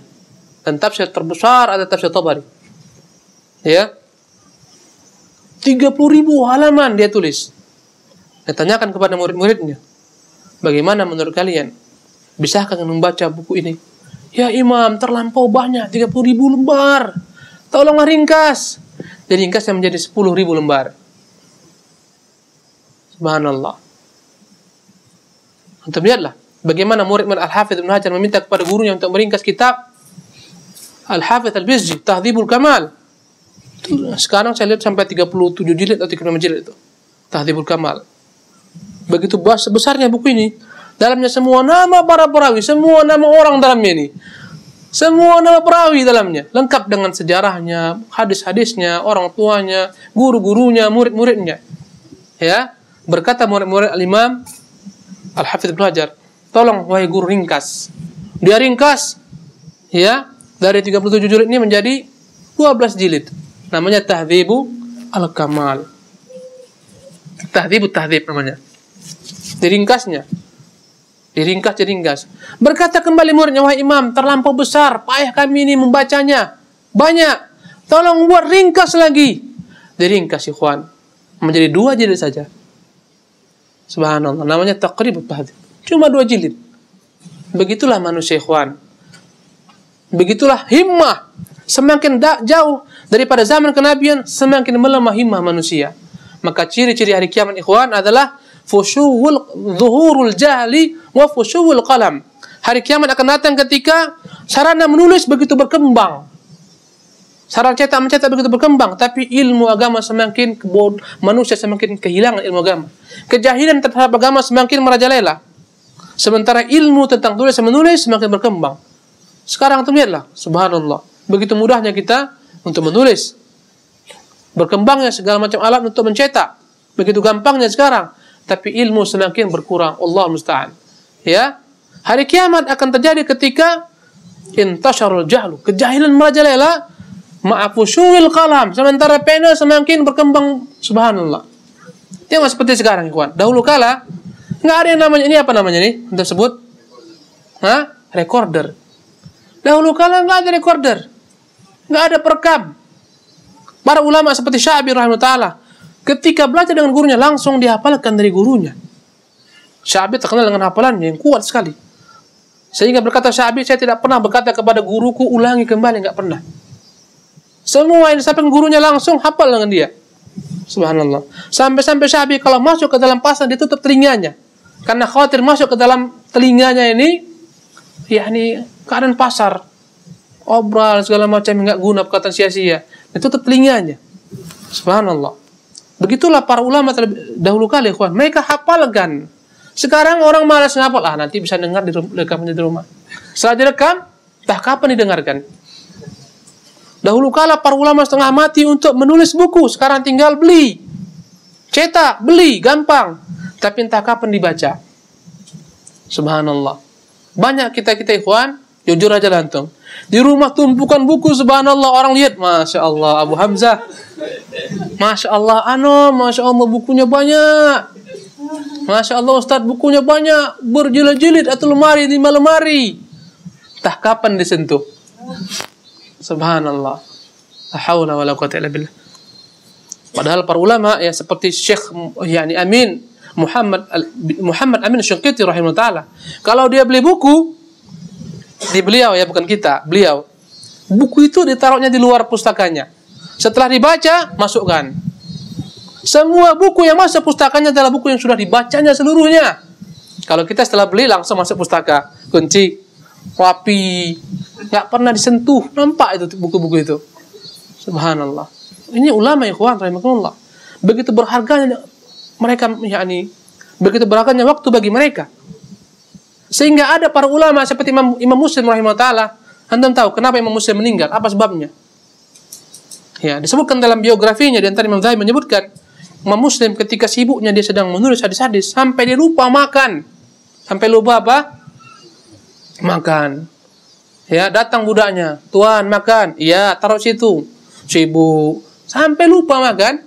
Datanglah budaknya pada malam hari, nampaknya dari sejak siang nggak makan-makan, sambil Imam Muslim menulis hadis. Budaknya mengambil kurma, diberikan kurma 1, dia makan, 2 dia makan, 3 dia makan. Tahu antum? Ternyata kebanyakan makan kurma karena dia makan tuh nggak sadar, makan terus, kasih makan. Setelah itu beliau sakit rahimahullah tabaraka taala. Bermasalah di perutnya. Meninggal Imam Muslim rahimahullah taala. Saking dahsyatnya mereka terhadap ilmu, lupa. Makan lupa. Kalau kita lupa ilmu, makan ingat terus. Subhanallah. Inilah zaman yang berbeda ikhwan. La haula wala quwwata illa billah. Allahul musta'an. Karena itu ikhwan rahimakumullah, jujur kita katakan, wallahi tidak akan mungkin kita bisa mencapai derajat mereka atau semisal mereka. Mustahil. Tapi hendaklah kita berusaha mencintai mereka, berusaha mengikuti jejak mereka, berusaha mengorbankan diri kita untuk menimba ilmu. Walaupun mustahil kita dapat menyamai Nawawi rahimahullah taala ataupun Syafi'i, mustahil. Abadan. Mustahil. Wala Albani. Tapi yakinlah ikhwan rahimakumullah, semoga Allah Subhanahu wa taala memberkahi kita dengan usaha kita dalam menimba ilmu ini. Aqulu qouli hadza wa astaghfirullah li wa lakum wa atubu ilaih. Wa sallallahu wa sallam ala nabiyina Muhammadin wa akhiru alhamdulillahi rabbil alamin. Insyaallah kita akan lanjutkan dengan sesi tanya jawab. Bismillah walhamdulillah wassalatu wassalamu ala rasulillah wa ba'du. Di sini ada beberapa pertanyaan, di antaranya dari seorang akhwat kayaknya. Bagaimana baiknya Ustaz? Di tempat kami kurangnya kajian salaf. Namun di sisi lain ada beberapa kajian yang bukan salaf yang kadang meriwayatkan hadis yang tidak sahih. Mohon nasihatnya, bagaimana baiknya? Taib, para ikhwan sekalian yang dimuliakan Allah Subhanahu wa taala. Tentunya Allah Subhanahu wa taala memerintahkan kita untuk bertakwa semampu kita. Allah mengatakan fattaqullaha mastata'tum, bertakwalah kepada Allah semampu kalian. Jikalau antum berada di negeri seperti ini yang memang sedikit kajian-kajiannya, sedikit para penimba ilmunya, apalagi ulamanya, berupayalah untuk mengaji daripada semua sarana yang mungkin antum dapat lakukan dari internet. Buka sana situs-situs para ulama, belajar. Dan alhamdulillah sekarang banyak sekali antum bisa belajar daripada radio-radio muslim di negeri kita. Yang saya tahu di Indonesia banyak, itu puluhan radio. Bahkan kita di Batam punya radio Hang 106 FM yang antum dapat pantau senantiasa 24 jam. Demikian juga radio Roja dan radio lain-lainnya, seorang muslim. Ini semua sarana dalam menimba ilmu. Maka antum yang Allah mudahkan negeri antum ini semua fasilitas sarana, ada internet, gunakan untuk senantiasa menimba ilmu. Ada juga televisi yang seperti televisi yang sekarang ya, Insan TV, Ahsan TV, TV Roja dan seterusnya. Ini semua sarana dalam menimba ilmu. Gunakan semua sarana ini untuk menimba ilmu dan belajar daripada para ulama. Ya. Kemudian tentunya ikhwan rahimakumullah, ya, sebagaimana saya usulkan kepada antum, hubungi para asatidzah. Hendaklah mereka mengisi khusus untuk antum. Ketika mereka tidak mampu dengan tubuh mereka datang kemari, hendaklah melalui sarana yang Allah mudahkan sekarang. Ya, mungkin antum bisa melalui Melalui Skype dan sejenisnya. Ya, mungkin seminggu sekali antum kumpul, dan antum pun tidak harus kumpul badan, ya kan? Satu di Nagano, satu di Tokyo, satu di mana, ya. Nggak ada masalah, antum semua bisa menghadiri kajian dalam waktu yang bersama. Melalui media-media Allah mudahkan Skype. Dahulu kala ya kawan, asal muasal media ini diciptakan oleh orang kufar untuk merusak, seperti Paltalk dan jenisnya. Mereka berkomunitas homoseksual seterusnya. Tapi Allah SWT balikkan ini berguna bagi para menimba ilmu, sehingga mereka langsung mendengar kajian para ulama, ya. Dan banyak sekali kajian-kajian yang saya lihat antum bisa pelajari. Maka nggak ada alasan sekarang bagi antum, Ustaz, kami di sini nggak ada ustaz, nggak ada ini, nggak ada. Di mana-mana antum bisa menimba ilmu. Nggak ada alasan. Adapun menghadiri kajian-kajian yang tentunya disampaikan oleh orang-orang yang tidak bermanhaj salaf, yang kita ragukan, yakni keistiqomahan dalam agama, yang kita ragukan tentang manhaj dalam beragama, jangan antum datangi. Ya, karena perkara ini adalah perkara yang berbahaya bagi seseorang. Andai kata antum mendatangi kajian-kajian yang disampaikan oleh orang-orang yang tidak menyuarakan sunnah, bahaya. Apalagi mengajak antum kepada tahazzub, kepada kelompok tertentu, kepada golongan tertentu, kepada paham tertentu yang tidak berbasiskan pada Quran Sunnah, berbahaya. Ya, sementara berkata para ulama kita, inna hadzal ilma dinun fanzuru amman ta'khuduna dinakum. Sesungguhnya ilmu agama ini adalah agama itu sendiri, maka hendaklah akan melihat dari mana akan mengambil ilmu kalian. Jangan sembarangan mengambil ilmu.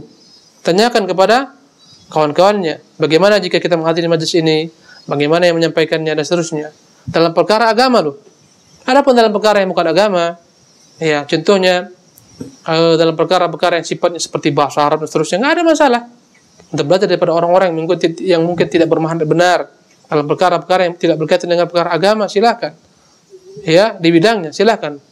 Bahkan kita boleh berguru kepada orang-orang yang tidak bermanhaj salaf dalam perkara-perkara yang tidak berkaitan dengan agama, selama kita yakin dia tidak akan pernah mempengaruhi kita untuk menyeru kita kepada paham-paham yang menyimpang. Wallahu tabaraka wa ta'ala alam. Nah,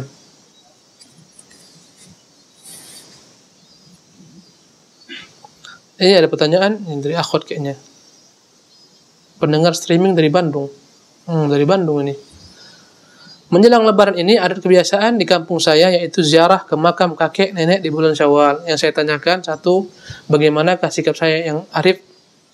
Ya Ustaz, jika keluarga mengajak saya. Tentunya ya kawan rahimakumullah, kewajiban kita sebagai penimba ilmu adalah menyampaikan ilmu dengan cara yang arif dan bijak. Kita terangkan kepada orang tua kita, kepada masyarakat kita, bahwa ziarah hukumnya adalah disunnahkan bagi laki-laki, adapun bagi wanita dipersisikan. Sebagian mengharamkan, sebagian menyunahkan. Kita ambil sekarang contohnya yang menyunahkan semua, baik laki-laki maupun perempuan. Terangkan kepada keluarga kita bahwasanya ziarah ke kubur tidaklah dibolehkan, yakni dikerjakan dengan mengkhususkan waktu tertentu. Sesungguhnya mengkhususkan waktu tertentu untuk ziarah seperti mau Ramadan, mau hari raya, apalagi dibanding dengan etikat yang batil. Kalau mau Ramadan, arwah-arwah orang tua itu nggak tentram sampai diziarahi oleh anak-anaknya. Kalau hari raya, kalau nggak diziarahi dia juga nggak tentram. Ini etikat yang batil, yang membutuhkan dalil yang sahih. Maka sampaikan kepada orang tua kita, ini adalah kebiasaan yang menyelisih syariat. Kita bukan melarang ziarah. Ziarah disyariatkan. Bahkan Rasulullah mengatakan, kuntu nahayatukum an ziyaratil qubur ala fazuruha. Aku melarang kalian untuk menziarahi kubur, maka sekarang ziarahilah dia. Fa innaha tudzakkirul akhirah. Karena menziarahi kubur akan mengingatkan pada kematian. Maka tujuan ziarah adalah agar orang yang hidup ingat kepada, ini yang pertama. Yang kedua, agar orang yang meninggal didoakan. Maka ziarah yang bid'ah, bahkan syirik adalah ketika dia menziarahi kubur malah minta doa kepada ahli kubur. Ya, ini yang bid'ah, bahkan syirik wa'iyadzan billah. Tentunya dengan sejumlah acara ritual yang mereka lakukan yang tidak memiliki landasan dasar syar'i. Contohnya mereka bawa bunga, mereka menebar bunga. Ini enggak ada contohnya. Ya. Mereka bawa air, mereka tuangkan air, juga enggak pernah dicontohkan Nabi kecuali sekali ketika ada salah seorang sahabat yang meninggal supaya tanahnya tidak turun karena karakter tanah mereka. Ya. Ajarkan kepada mereka adab ziarah. Ketika ziarah harus diucapkan ya sebagaimana yang Rasulullah ajarkan, doa-doa ziarah, assalamualaikum warahmatullahi wabarakatuh minal muslimin, dan seterusnya. Ajarkan kepada orang tua kita. bukanlah kita melarang ziarah, tapi mengkhususkannya itu adalah perkara yang dilarang dalam agama. Apalagi menganggap utama ziarah ketika Syawal, ketika 1 hari Idul Fitri, ataupun ketika mau masuk Ramadan. Ini kebiasaan yang bertentangan dengan syariat, yang harus kita terangkan dengan cara yang baik dan bijak. Adapun yang kedua, hukum ziarah wanita yang kita anggap Allah tabaraka taala lebih rajih sampai saat ini adalah wanita tetap dibolehkan menziarahi kuburan. Sebagaimana perkataan Aisyah radhiyallahu tabaraka taala anha ketika suatu malam kehilangan Rasulullah SAW, dalam hadis yang panjang, ya, Jibril datang menyuruh Rasulullah agar keluar mengunjungi ahli Baqi. Maka Rasulullah SAW tidak ingin mengganggu istrinya. Maka Rasulullah bergerak dengan perlahan-lahan ketika malam hari. Dan istrinya ketika itu Aisyah sadar suaminya akan pergi keluar, dan dia khawatir jangan-jangan Rasulullah pergi kemana? Ke rumah istri yang lain, madunya. Lihatlah bagaimana cemburunya Aisyah radhiyallahu anha wardaha. Ya, maka Rasulullah ambil sendal pelan-pelan, Rasulullah pun keluar. Rasulullah pergi menuju Baqi. Adapun Aisyah seketika dia kenakan pakaiannya dan dia ikuti dari belakang Rasulullah. Ya, Rasulullah menghadap ke Baqi dan dia di sana berdiri lama, dia mendoakan ahli Baqi. Dan Aisyah terus menunggu Rasulullah. Jangan-jangan setelah dia ziarah pergi ke rumah istrinya. Subhanallah. Setelah itu Rasulullah berbalik dan dia lihat ada bayangan. Rasulullah mendekat, Rasulullah cepat, bayangan semakin cepat. Sampai akhirnya Aisyah pun masuk ke dalam rumahnya, pura-pura tidur di atas tempat tidurnya, sementara napasnya tersenggal-senggal, terengah-engah. Berkata Rasulullah, "Ada apa denganmu Aisyah? Apakah kau khawatir Rasulullah SAW akan berkhianat kepadamu?"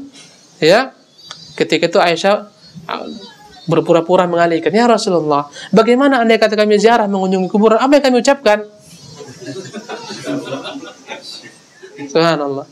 Ucapkan assalamualaikum ahlal diyar minal muslimin wal mu'minin wa nahnu insyaallah bikum lahiqun. Wajah syahid Rasulullah mengajarkan kepada Aisyah doa mengunjungi kuburan, menunjukkan perempuan disunahkan ziarah kubur. Ya, demikian juga seorang perempuan yang menangisi suaminya yang telah meninggal. Berkata Rasulullah kepada perempuan tersebut, "Isbiri, sabarlah."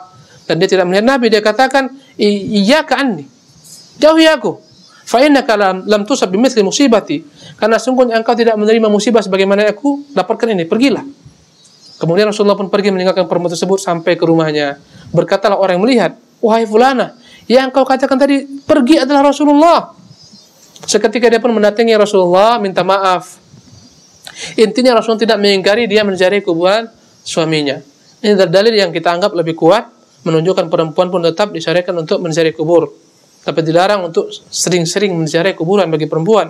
Karena ada larangan Rasulullah, la'anallahu zawwaratil kubur. Allah melaknat perempuan yang senantiasa menziarahi kuburan. Karena perempuan tabiatnya lemah, ya. Dan perempuan sumber fitnah, dikhawatirkan dia tidak mampu menahan kesedihannya karena senantiasa ziarah kubur menjadi fitnah. Wallahu tabaraka wa ta'ala alam. Silahkan yang lain, fadhal.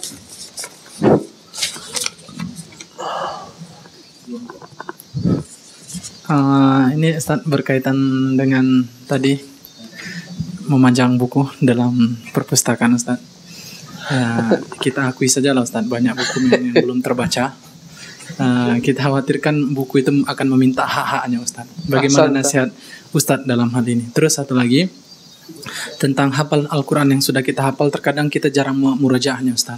Terkadang kita ketika akan membacanya dalam sholat kita terlupa. Bagaimana hukum terhadap orang yang terkadang dia sudah hafal tetapi karena sudah lama tidak dimurajaah dia terlupakan dengan Al-Quran itu. Terima kasih. Adapun pertanyaan pertama, antum penuhi hak-hak buku. Buku yang dipajang jangan hanya sekedar dipajang, penuhi haknya, dibaca dia. Dan saya ajarkan antum ikhwan, dalam membeli buku bukanlah kita sembarangan beli semua buku. Penimba ilmu, apalagi pemula seperti kita-kita ini, hendaklah menundukkan skala prioritas. Bukan semua buku antum beli, tapi buku yang betul-betul antum butuhkan, yang sangat mendasar. Contohnya, antum mau tahu bagaimana akidah yang benar, antum beli contohnya kitab yang paling simpel dalam akidah, kitab Tauhid punya Syekh Dr. Shalih Fauzan. Beli kitab Tauhid 1, Tauhid 2, Tauhid 3, yang itu saya lihat sangatlah bagus susunannya. Antum cari itu, pelajari, nggak paham tanyakan kepada ustadznya dan seterusnya. Bukan setiap ada buku dibeli, setiap ada buku dibeli, enggak. Skala prioritas, selesaikan dulu itu, ya. Atau antum mau lebih luas lagi, cari yang lain tentang perkara tauhidul ibadah, beli kitab Syekh Muhammad bin Abdul Wahab, Kitab Tauhid. Ya, antum semakin ingin lebih tahu lagi bagaimana penjelasan para ulama, tambah dengan syarahnya, beli Fathul Majid contohnya. Ya, antum beli Fathul Majid, dan begitulah seterusnya. Bukan semua buku antum beli, belilah buku yang antum butuhkan. Ya, dan itu lebih baik daripada antum pokoknya ada nampak buku bagus beli, entah kapan dibaca. Jadi buku antum adalah buku-buku yang benar-benar antum butuhkan, ya, antum jadikan sebagai rujukan antum. Ya, misalnya antum sekarang belilah buku-buku yang simpel seperti Riyadhus Shalihin, Sahih Bukhari, Sahih Muslim, beli buku-buku seperti itu. Ya, antum jadikan sebagai rujukan untuk dibaca dan seterusnya. Belilah syarah-syarahnya yang sederhana, dan begitulah seterusnya. Jadi jangan antum beli buku yang belum antum butuhkan sekarang. Belilah buku yang antum butuhkan saja. Antum mau tahu tentang masalah fikih, beli yang simpel-simpel. Buku fikih apa contohnya, ya, yang simpel sifatnya, antum beli untuk antum pelajari, dan begitulah seterusnya. Wallahu tabaraka wa ta'ala alam. Adapun mengenai orang-orang yang melupakan hafal Quran, ya, tentunya andai kata sengaja dia melupakan dan dia berdosa. Tapi kita yakin tidak akan pernah ada seorang muslim yang menghafalkan Quran sengaja melupakannya. Tetapi karena lalainya dia tidak murajaah, akhirnya Quran ini akhirnya terlupakan. Karena itulah para ulama melarang kata-kata seseorang yang mengucapkan saya melupakan Quran, tapi hendaklah dia mengatakan aku dilupakan, nusitu. Subhanallah. Ya. Maka hendaklah ikhwan rahimakumullah, seseorang senantiasa memurajaah hafalannya.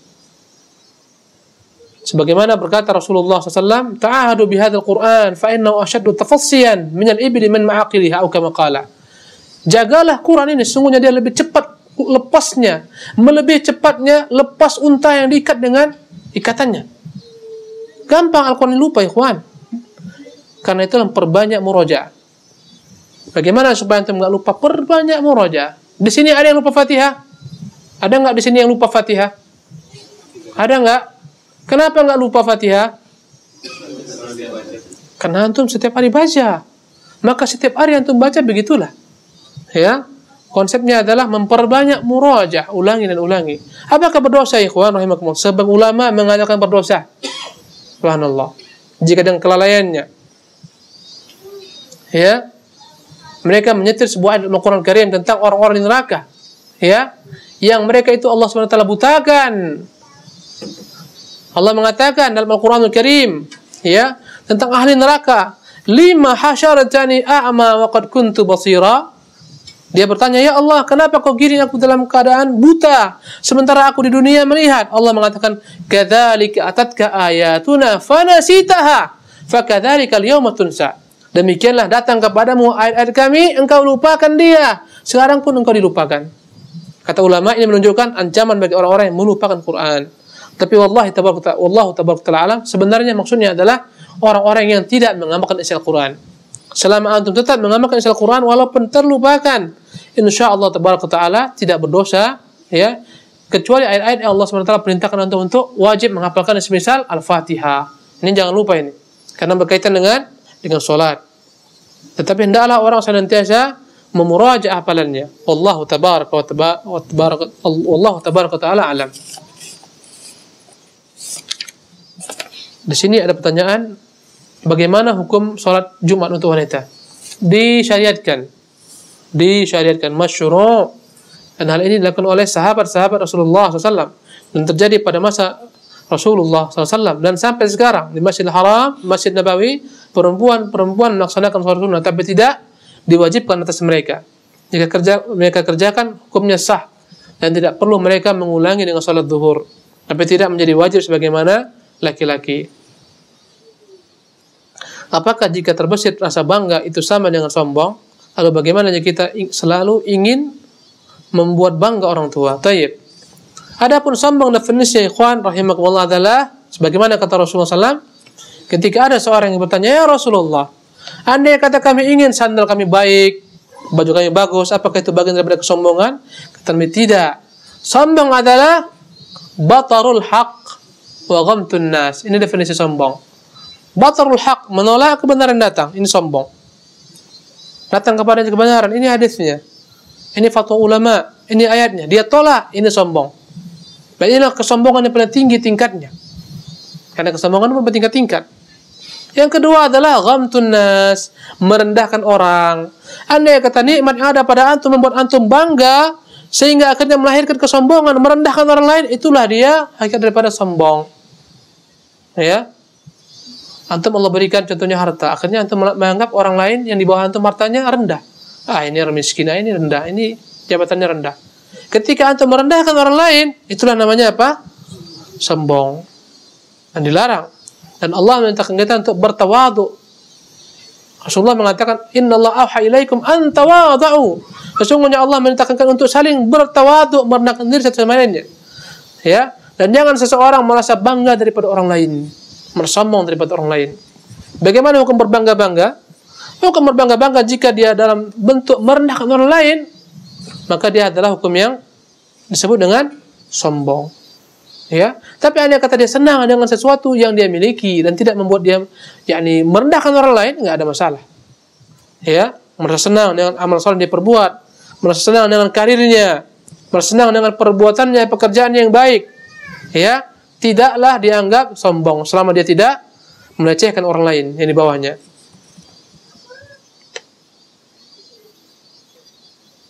Kalau ditanya oleh teman non-muslim tentang prinsip ketuhanan sebagai sesuatu yang tidak bisa diganggu-gugat, bagaimana sebaiknya meresponnya? Ajarkan kepada mereka orang-orang kufar, ikhwan, yang membedakan Islam dengan semua agama lainnya, yang paling mendasar adalah perkara tauhid. Adapun perkara berbuat baik kepada manusia, ini diajarkan semua agama. Semua agama, baik agama samawi, Yahudi, Nasara, bahkan agama-agama luar Islam. Ya, mengajarkan untuk berbuat kebaikan kepada manusia, jangan ganggu orang, jangan cubit orang. Diajarkan semua agama. Ya, tapi yang paling inti dalam Islam yang tidak ada pada agama lain adalah ajaran tauhid. Hanya Allah, Tuhan yang satu yang berhak diibadati. Tidak ada Tuhan selain Allah yang berhak diibadati. Ini yang harus diajarkan kepada mereka. Kemudian terangkan tentang konsep bagaimana jika Tuhan itu banyak, hancur dunia dan seterusnya. Jangan logika, gunakan logika kita. Ya. Terangkan kepada mereka. Andai kata mereka telah meyakini tentang kebenaran konsep ketuhanan, baru akan mudah berikutnya tentang kitab suci. Suruh mereka bongkar kitab suci mereka. Bongkar kitab mereka. Ya.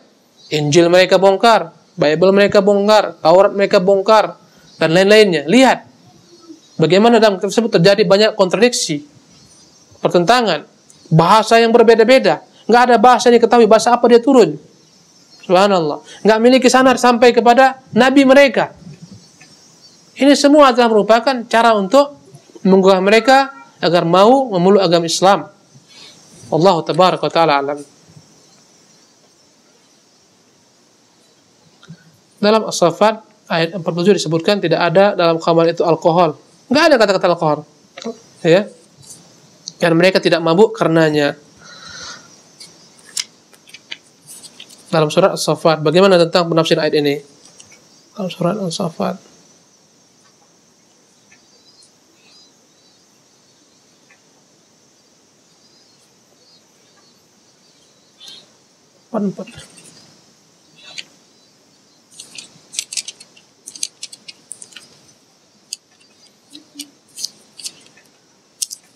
Sebentar, ikhwan.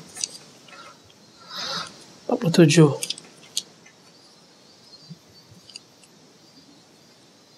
La fiha ghulm wala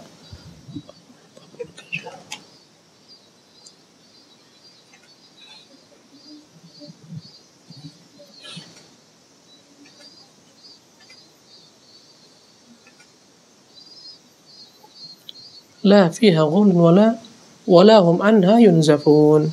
Ya. Coba antum lihat terjemahannya, oke? As-Saffat ayat 47.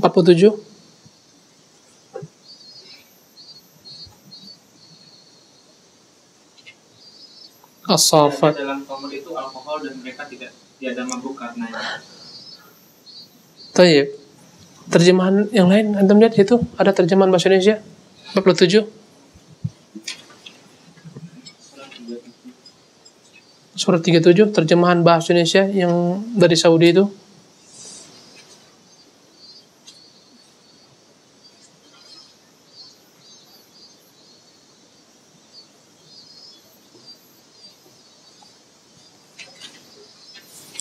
Nah, antum lihat As-Saffat itu surat 37 ayat 47. Coba antum baca. Tidak ada di dalamnya unsur yang memabukkan dan mereka tidak mau. Ada dua terjemahan yang berbeda. Di situ diartikan alkohol, di situ diartikan unsur yang memabukkan, dan ini lebih benar. Dan inilah bahayanya kita mempelajari agama Islam dengan terjemahan. Karena kata-kata alkohol adalah sesuatu yang kita ketahui, ya. Dan antum perhatikan ikhwan rahimakumullah, dalam sebagian makanan Anda mengandung alkohol tapi tidak diharamkan para ulama, seperti tapai. Bahkan dalam sebagian buah ada alkohol. Anggur, ya, apel, ada kandungan alkohol tapi tidak diharamkan para ulama. Maka di sini bukan diartikan alkohol yang lebih tepat, tapi yang memabukkan. Ya. Jadi ikhwan rahimakumullah, ini menunjukkan keutamaan khamar di surga. Di surga bagi orang-orang yang mampu menahan diri tidak minum khamar, tidak mau minum apa di sini? Sake. Dia tahan dirinya, ada sake enggak dia minum, Allah akan gantikan dengan yang lebih lezat daripada yang dia dapat di dunia ini.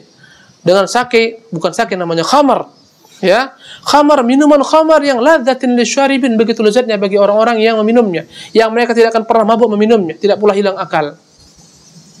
Ya, ini balasan bagi orang yang menahan diri tidak minum khamar, Allah akan berikan baginya khamar di surga. Yang jelek di dunia digantikan dengan yang baik di surga. Di dunia orang mabuk, hilang akalnya, dengannya dia menumpahkan darah, hilang kemaluannya dan seterusnya. Subhanallah. Wallahu tabaraka wa ta'ala a'lam. Nah, ada pertanyaan langsung dari antum? Silahkan. Ini ada, saya baca dulu sebentar. Saya ingin bertanya tentang ain, mengenai ain. Kondisi wanita berjilbab di negara ini sangat jarang, sehingga hal ini kadang mengundang kekaguman dan keheranan dari orang-orang sekitar. Bisakah ain itu berasal dari orang kafir? Dan saya pernah mendengar ain itu bisa juga terkena pada benda. Benar ke Ustaz? Mohon penjelasannya. Nah, ain dalam bahasa Arab artinya mata. Ya. Tapi penyakit ain maksudnya adalah penyakit disebabkan karena mata yang memiliki kekuatan. Seperti kekuatan hipnotis, ain namanya. Terkadang orang, ya, Allah SWT berikan kepadanya kekuatan pada matanya. Andai kata dia iri dan dia lihat kepada barang yang dia iri kepadanya, seketika barang tersebut rusak. Andai kata dia lihat orang, maka orang itu akan sakit dan seterusnya. Namanya ain. Dan Rasulullah menyebutkan, innal ain haqqun. Ain itu adalah perkara yang benar adanya. Andai kata ada sesuatu yang mendahului qadar, maka dia adalah ain. Maksudnya ikhwan rahimakumullah, ain itu adalah perkara yang hak. Bahkan pernah salah seorang sahabat Rasulullah SAW yang dia tidak mengetahui memiliki ain. Ketika ada seorang sahabat yang sedang mandi di kebunnya, dan dia melewati sahabat tersebut, dan dia melihat bagaimana mulusnya putihnya tubuh sahabat Rasulullah SAW. Akhirnya dia pun terkagum-kagum dan memuji sahabat tersebut. Dan dia tidak mengucapkan kata-kata Masya Allah. Setelah dia tinggalkan, seketika sahabat ini langsung jatuh. Ya, kata Rasulullah, di antara kan pasti ada yang punya ain. Siapa yang mencurigai? Ya Rasulullah, si fulan. Tadi dia lewat di kebun dan begini-begini. Kata Rasulullah, panggil dia. Suruh dia berwudu. Air bekas wudunya kemudian disiramkan kepada orang tersebut dan dia sembuh dengan izin Allah SWT. Inilah terapinya. Ya, andai kita mengetahui siapa yang pemilik ain. Dan ain bisa dimiliki oleh orang kafir. Di antara seorang Yahudi ingin dia menjatuhkan Rasulullah SAW dengan ain tersebut. Ada seorang Yahudi dikenal memiliki ain. Ya, andai kata dia benci, dia lihat, dia akan mencelakakan. Ketika Rasul naik untanya dengan para sahabat, dia lihat unta Rasulullah dan ingin menjatuhkan Rasulullah. Maka Allah turunkan ayat, wa in kadu la yuzliqunaka bi absarihim. Hampir-hampir mereka menjatuhkan engkau dengan penglihatan mata-mata mereka. Maka orang kafir terkadang memiliki ain, dan terkadang ain ini dipelajari dan dituntut dengan ilmu sihir, dengan perantara jin. Ya, dia tuntut dengan ilmu sihir, dengan matanya dia bisa mempengaruhi manusia. Ya, yang kita bilang sekarang mirip dengan apa? Hipnotis. Terkadang semua orang apa yang diminta dia berikan. Ya, maka ikhwan, di antara sarana untuk melindungi daripada ain adalah mengamalkan zikir pagi dan sore. Mengamalkan zikir ayat kursi setiap habis salat. Mengamalkan membaca qul huwallahu ahad dan al-mu'awwidzatain, qul a'udzu birabbil falaq dan qul a'udzu birabbin nas setiap habis salat. Dan dibaca 3 kali habis subuh dan 3 kali habis maghrib.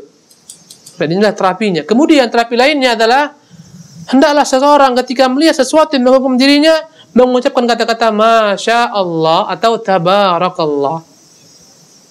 Ya, orang tua kita dulu ketika melihat ada anak yang montok tubuhnya, nggak boleh kita bilang ih bagusnya tubuhnya, nggak boleh. Mereka katakan rubah jadi balikkan buruknya tubuh anak ini, ya kan? Ada itu di daerah antum. Nggak boleh kita bilang anak itu baik, Masya Allah tubuhnya gemuk, nggak boleh. Harus dibilang buruk badannya, karena mereka khawatir yang mereka sebut dengan plastik dan apapun namanya. Apa namanya? Plastik ya. Tahu antum nggak? Pernah dengar kan? Ada orang dengki, dia lihat anak-anak akhirnya seolah-olah terserot dari ubun-ubun apanya, darahnya jadi sakit-sakitan. Sebenarnya ini ain. Antum nggak pernah tahu hal ini. Ya, sebagian tempat orang menyebutnya plastik. Kadang-kadang anak-anak itu takut dibawa ke pasar dan seterusnya. Khawatir. Maka cara mengantisipasinya adalah banyak-banyak mengucapkan kata-kata Masya Allah. Ada yang kata antum kagum dengan diri antum, katakan Masya Allah. Kagum dengan suatu benda, katakan Masya Allah. Ini akan menghilangkan ain. Kalau anda kata nggak diucapkan Masya Allah, terkadang ada orang memiliki ain seketika rusak. Bahkan orang memiliki ain bisa merusak dirinya sendiri. Ada salah seorang khalifah, kok saya nggak khilaf, khalifah, yakni Walid bin Abdul Malik, ya, dia memiliki ain. Dia lihat dalam kaca, wajahnya yang tampan rupawan, bangsawan Quraisy, khalifah, masih muda. Akhirnya dia pun tertipu dengan dirinya. Dan dia puji dirinya. Dan dia lupa dia memiliki ain. Akhirnya dia sakit dan karena itu dia meninggal. Subhanallah. Maka hati-hati. Pandangan mata berbahaya. Ya, perbanyaklah mengucapkan kata-kata Masya Allah Tabarakallah. Karena itu antum kalau pergi ke Saudi, antum akan dapat di setiap tempat rumah-rumah makan ada ucapan Masya Allah Tabarakallah, hotel-hotel. Kenapa? Karena orang yang punya ain ketika membaca Masya Allah hilang seketika ainnya. Antum lihat di Saudi nanti, setiap rumah makan Masya Allah Tabarakallah. Supaya orang punya ain, dia lihat, dia baca, ya, hilang ketika itu ainnya. Allah Tabarakallah alam.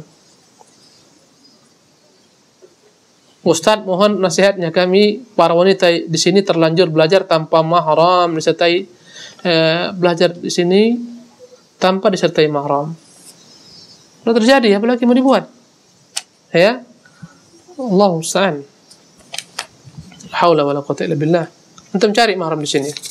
Yang enggak punya mahram cari mahram di sini. Supaya punya mahram. Baik, yang lain? Waktu kita sampai jam berapa? Jam 3 ya? Silakan, ada 10 menit lagi waktu. Fadhal.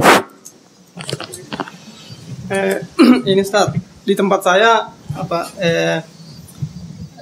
teman dari Indonesia kontrak. Antum dekatkan. Selepas kontrak pulang terus datang lagi yang baru.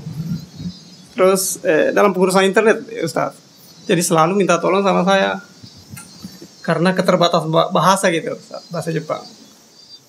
Yang saya mau tanyakan Ustaz, semisalnya internetnya ini digunakan dalam hal-hal yang tidak di luar pekerjaan, tidak baik, misalnya di internet, artinya hal-hal yang tidak bermanfaat internetnya itu. Nah, saya ngurus gitu, nyambung apa segala untuk apa saya ikut berdosa itu? Ulangi lagi. Antum punya teman. Iya. Kemudian dalam pengurusan internet minta disambungkan internet. Minta gitu, supaya diberikan line internet itu dia. Iya, karena dia keterbatasan bahasa gitu, Ustaz. Antum kemudian jadi, semisalnya kalau seandainya ya saya ngurus terus semisalnya internet itu dipakai dalam hal yang apakah antum turut berdosa? Iya. Tayyib. Ahsanta. Yang jelas ikhwan, andai kata antum tahu dengan ilmu antum bahwasanya orang ini orang fasik, jika antum bantu dia uruskan internet, dia akan gunakan untuk hal-hal yang Allah haramkan segala macam kan, melihat apa-apa yang Allah haramkan, maka haram bagi anda membantu dia, karena Allah mengatakan ta'awanu 'alal birri wat taqwa. Hendaklah engkau saling bantu-bantu dalam mewujudkan perkara-perkara kebaikan dan takwa, wala ta'awanu 'alal itsmi wal 'udwan, dan janganlah saling tolong-menolong untuk mewujudkan perkara-perkara dosa dan melampaui batas. Tapi andai kata antum nggak tahu untuk apa digunakan, antum boleh uruskan. Dan lebih baik ketika antum katakan ya akhi barakallahu fik, anda akan tolong. Tapi demi Allah, kalau andai kata antum gunakan untuk perkara-perkara maksiat, saya berlepas diri pada apa yang antum buat. Insya Allah antum tidak berdosa. Wallahu tabaraka wa ta'ala alam. Naam. Ada pertanyaan dari saya, Ustadz. Saya membaca sebuah hadis bahwa lihatlah agama seseorang dari teman akrabnya. Teman akrab di sini, sejauh mana teman akrab itu seseorang bisa disebut sebagai teman akrab, dan bagaimana cara kita untuk memilih teman akrab tanpa harus melukai dia, bahwa apabila orang itu orang yang buruk tanpa melukai dia, bahwa kita tidak mau berteman terlalu akrab dengan dia apabila. Baik. Yani ad-dinu ala al-mar'u ala dini khalilih. Kata Rasul, al-mar'u ala dini khalilih. Seseorang itu akan ada pada agama kekasihnya. Ya kawan, kata-kata khalil jika antum lihat dalam bahasa Arab mengungkapkan kata-kata cinta, kata kekasih itu banyak tingkatannya. Ya, asyiqun itu ada. Yang kita cintai sekali asyiq, ada habib. Yang tertinggi adalah khalil. Khalil. Kalau udah sampai pada tingkat khalil, artinya adalah dalam hati kita nggak ada kecuali dia. Karena itulah Allah SWT menganugerahkan kepada Rasulullah gelar Khalilullah. Sebagaimana Allah memberikan kepada Ibrahim gelar Khalilullah. Semua nabi nggak ada yang punya gelar Khalilullah kecuali Nabi Ibrahim dan Nabi Muhammad SAW. Ya, ada pun gelar Habibullah kepada Nabi Muhammad SAW itu adalah hal yang tidak seindah gelar Khalilullah. Maka ikhwan rahimakumullah, jika Anda ingin mengetahui seorang, lihatlah siapa teman dekatnya. Apa makna Khalil, teman dekat? Ya, teman yang senantiasa menyertainya. Ya, lihat siapa yang senantiasa menyertainya, yang senantiasa ada bersamanya, yang senantiasa membantunya, yang loyal kepadanya. Biasanya teman itu akan sama dengan temannya. Teman curhat, teman segala macam, itulah teman dekat. Ya, dianggap seorang teman dekat ketika dia udah nggak ada batasan lagi dengan sahabatnya itu. Kalau anda kata dia masuk ke rumah sahabatnya, langsung buka kulkas, makan, diambil, berani dia. Karena tahu sahabatnya tidak akan marah. Pakai bajunya, pakai sendalnya, makan di rumahnya. Dibolehkan oleh Allah SWT. Ini menunjukkan telah dekatnya kita dengan mereka. Ya. Sehingga antum nggak lagi merasa takut, nggak izin pun antum berani. Ya. Karena antum yakin kalau dia tahu dia akan ridho kepada antum karena dia teman dekat antum. Itulah kira-kira makna khalil, makna teman dekat. Dan hendaklah setiap orang mencari siapa teman dekatnya. Dan kita hidup pada zaman yang begitu sulitnya mencari siapa yang menjadi teman dekat kita, ikhwan. Sulit sekali. Kebanyakan teman-teman sekarang hanya teman dalam perkara-perkara dunia, kemaslahatan dunia. Lebih daripada itu enggak ada. Kebanyakan sekarang ada teman-teman yang bisa berkumpul-kumpul dalam tertawa. Adapun teman ketika antum menangis, dia menangis berat, tercari, sulit. Ya, makanya berkata pepatah, "Shadiquka man abkaka la man adhakaka." Temanmu adalah teman yang mampu membuat engkau menangis, bukan teman yang mampu membuat engkau tertawa. Teman yang membuat tertawa banyak, semua orang bisa. Ya, ada party-party, gampang lah itu. Keluarlah saki-saki itu, ketawa-ketawa kayak orang gila seterusnya. Gampang. Tapi nyari teman yang mau menangis dengan antum atau membuat antum menangis, menasihati antum, wallah itu yang dicari. Antum tergelincir, dia luruskan, dia perbaiki dengan segala macam cintanya kepada antum. Ini yang kita cari. Jika antum dapat teman seperti ini, pegang dia. Ini teman yang sangat mahal, wallah. Ya, tinggalkan semuanya. Ini dunia, lebih berharga dirinya orang ini daripada dunia seisinya. Teman seperti ini. Tapi dia aziz, perkara yang sangat sulit dapat. Maka antum cari, jika dapat, pegang orang seperti ini. Wallahi, antum akan bahagia. Kemudian bagaimana bergaul dengan orang-orang yang dia, ya ada ikhwan, dalam bergaul ada orang-orang yang kita berhubungan dengannya sebagaimana kita berhubungan dengan toilet. Maksudnya apa? Kapan kita butuh, kita datang kepadanya. Sebagaimana antum berhubungan dengan toilet, nggak pernah antum senang lama-lama dengan dia. Ya kan? Nggak ada yang, nikmatnya tidur di toilet. Nggak ada. Dan masyarakat kita begitu herannya melihat orang-orang kufar. Orang kufar, toiletnya dibuat indah. Sampai orang di situ nyaman, tentram, tidur pun mau dia di toilet. Subhanallah. Itu orang-orang kufar. Ya. Seharusnya orang jangan lama-lama di toilet, selesai hajatnya langsung pergi tinggalkan. Ini dia enggak, dibuatnya mewah, kadang-kadang sampai puluhan juta untuk buat toiletnya mahal-mahal, dibuat semua. Dia pun nyaman sambil merokok, subhanallah. Ya. Maka ada teman yang dia bagaikan toilet dalam berhubungan. Ya, kita butuh kepadanya dalam waktu kita memiliki hajat. Ya, dalam perkara-perkara dunia kita butuh kepadanya, kita hubungi dia. Sebagaimana antum bertransaksi dengan orang-orang kufar, berteman sama orang-orang kafir. Bagian berhubungan dengan apa? Toilet ketika ada hajat. Ya, hubungan dengan mereka. berjual beli, berbisnis, bekerja seterusnya. Ada orang-orang yang antum butuh kepada mereka ketika antum sakit. Itulah dia para dokter. Ya, itulah dia para dokter. Ada orang-orang yang menjadi ketika antum gundah gulana, ketika antum merasa hidup antum sempit, ketika ada masalah problem antum datang kepada mereka. Ya. Ini adalah ulama. Yang antum senantiasa datang kepada mereka ketika antum sakit. Mereka lah mengawati hati kita, hati nurani kita. Maka carilah teman-teman seperti ini. Ya, ulama, berteman dengan para ulama, bermajlis dengan para ulama. Ya, hendaklah antum melihat siapa teman antum. Ada teman, dan jika antum berkawan dengannya sama antum meracuni diri antum sendiri. Ya, sama dengan mengkonsumsi racun.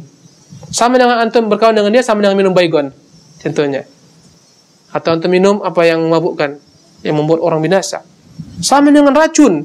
Ini teman yang membahayakan. Jangan berteman dengannya, jangan dekat-dekat dengannya. Sebagaimana ahlul bid'ah. Ahlul bid'ah ada seseorang daripada salah seorang asal tabi'in. Dia memiliki anak paman. Anak pamannya ini seorang wanita yang dia berpaham khawarij. Berkata kawan-kawannya, jangan kau nikahin pamanmu, itu bahaya, nanti kau terjebak ikut paham dia, ikut paham khawarij. Dia katakan, amanlah, aku laki-laki kok, dia perempuan. Insya Allah dia akan berubah. Dia nikahi, berubah jadi khawarij. Na'udzubillah min dzalik. Maka hati-hati. Yang paling bahaya adalah teman-teman yang membuat rusak agama antum. Rusak agama. Menggiring antum untuk terjerumus kepada kesesatan dalam beragama, kepada khurafat, kepada bid'ah, kepada dhalalah, kesesatan. Ini antum waspadai. Ini racun. Jangan berteman dengannya, jangan bermajlis dengannya. Hendaklah antum menjaga jarak. Dan tutup telinga antum. Sebagaimana para ulama ketika datang ahlul bid'ah mengatakan, ya imam, kubacakan satu ayat, walaupun setengah ayat, jangan bacakan kepadaku. Berkata para murid, wah imam, dia ingin membacakan kepada anda ayat, kenapa anda tolak? Maka berkata, ulama tersebut, demi Allah, aku khawatir dia bacakan ayat, dia tafsirkan dengan tafsir yang menyimpang, akhirnya melekat di otak aku, tidak bisa aku keluarkan. Subhanallah. Ini teman sebagaimana seorang yang mengkonsumsi racun, jauhi dia. Baik teman-teman yang menjerumuskan ke dalam syubhat, ataupun teman-teman yang menggiring antum kepada syahwat. Ngajari antum berzina, na'udzubillah min dzalik. Ngajari antum minum khamar. Ngajari antum segala macam kemaksiatan di negeri kafir ini, wa'iyadzbillah. Antum jauhi teman-teman seperti ini. Kalaupun bergaul dengan mereka, hendaklah antum jaga batasan dalam bentuk memberikan kepada mereka nasihat-nasihat dan seterusnya. Mewarnai mereka, bukan terwarnai. Wallahu tabaraka wa ta'ala alam. Demikian kajian kita pada siang hari ini. Aqulu qouli hadza wa astaghfirullah li wa lakum wa atubu ilaih. Wa sallallahu ala nabiyyina Muhammadin wa akhiru da'wana alhamdulillahi rabbil alamin. Wassalamualaikum warahmatullahi wabarakatuh. Waalaikumsalam.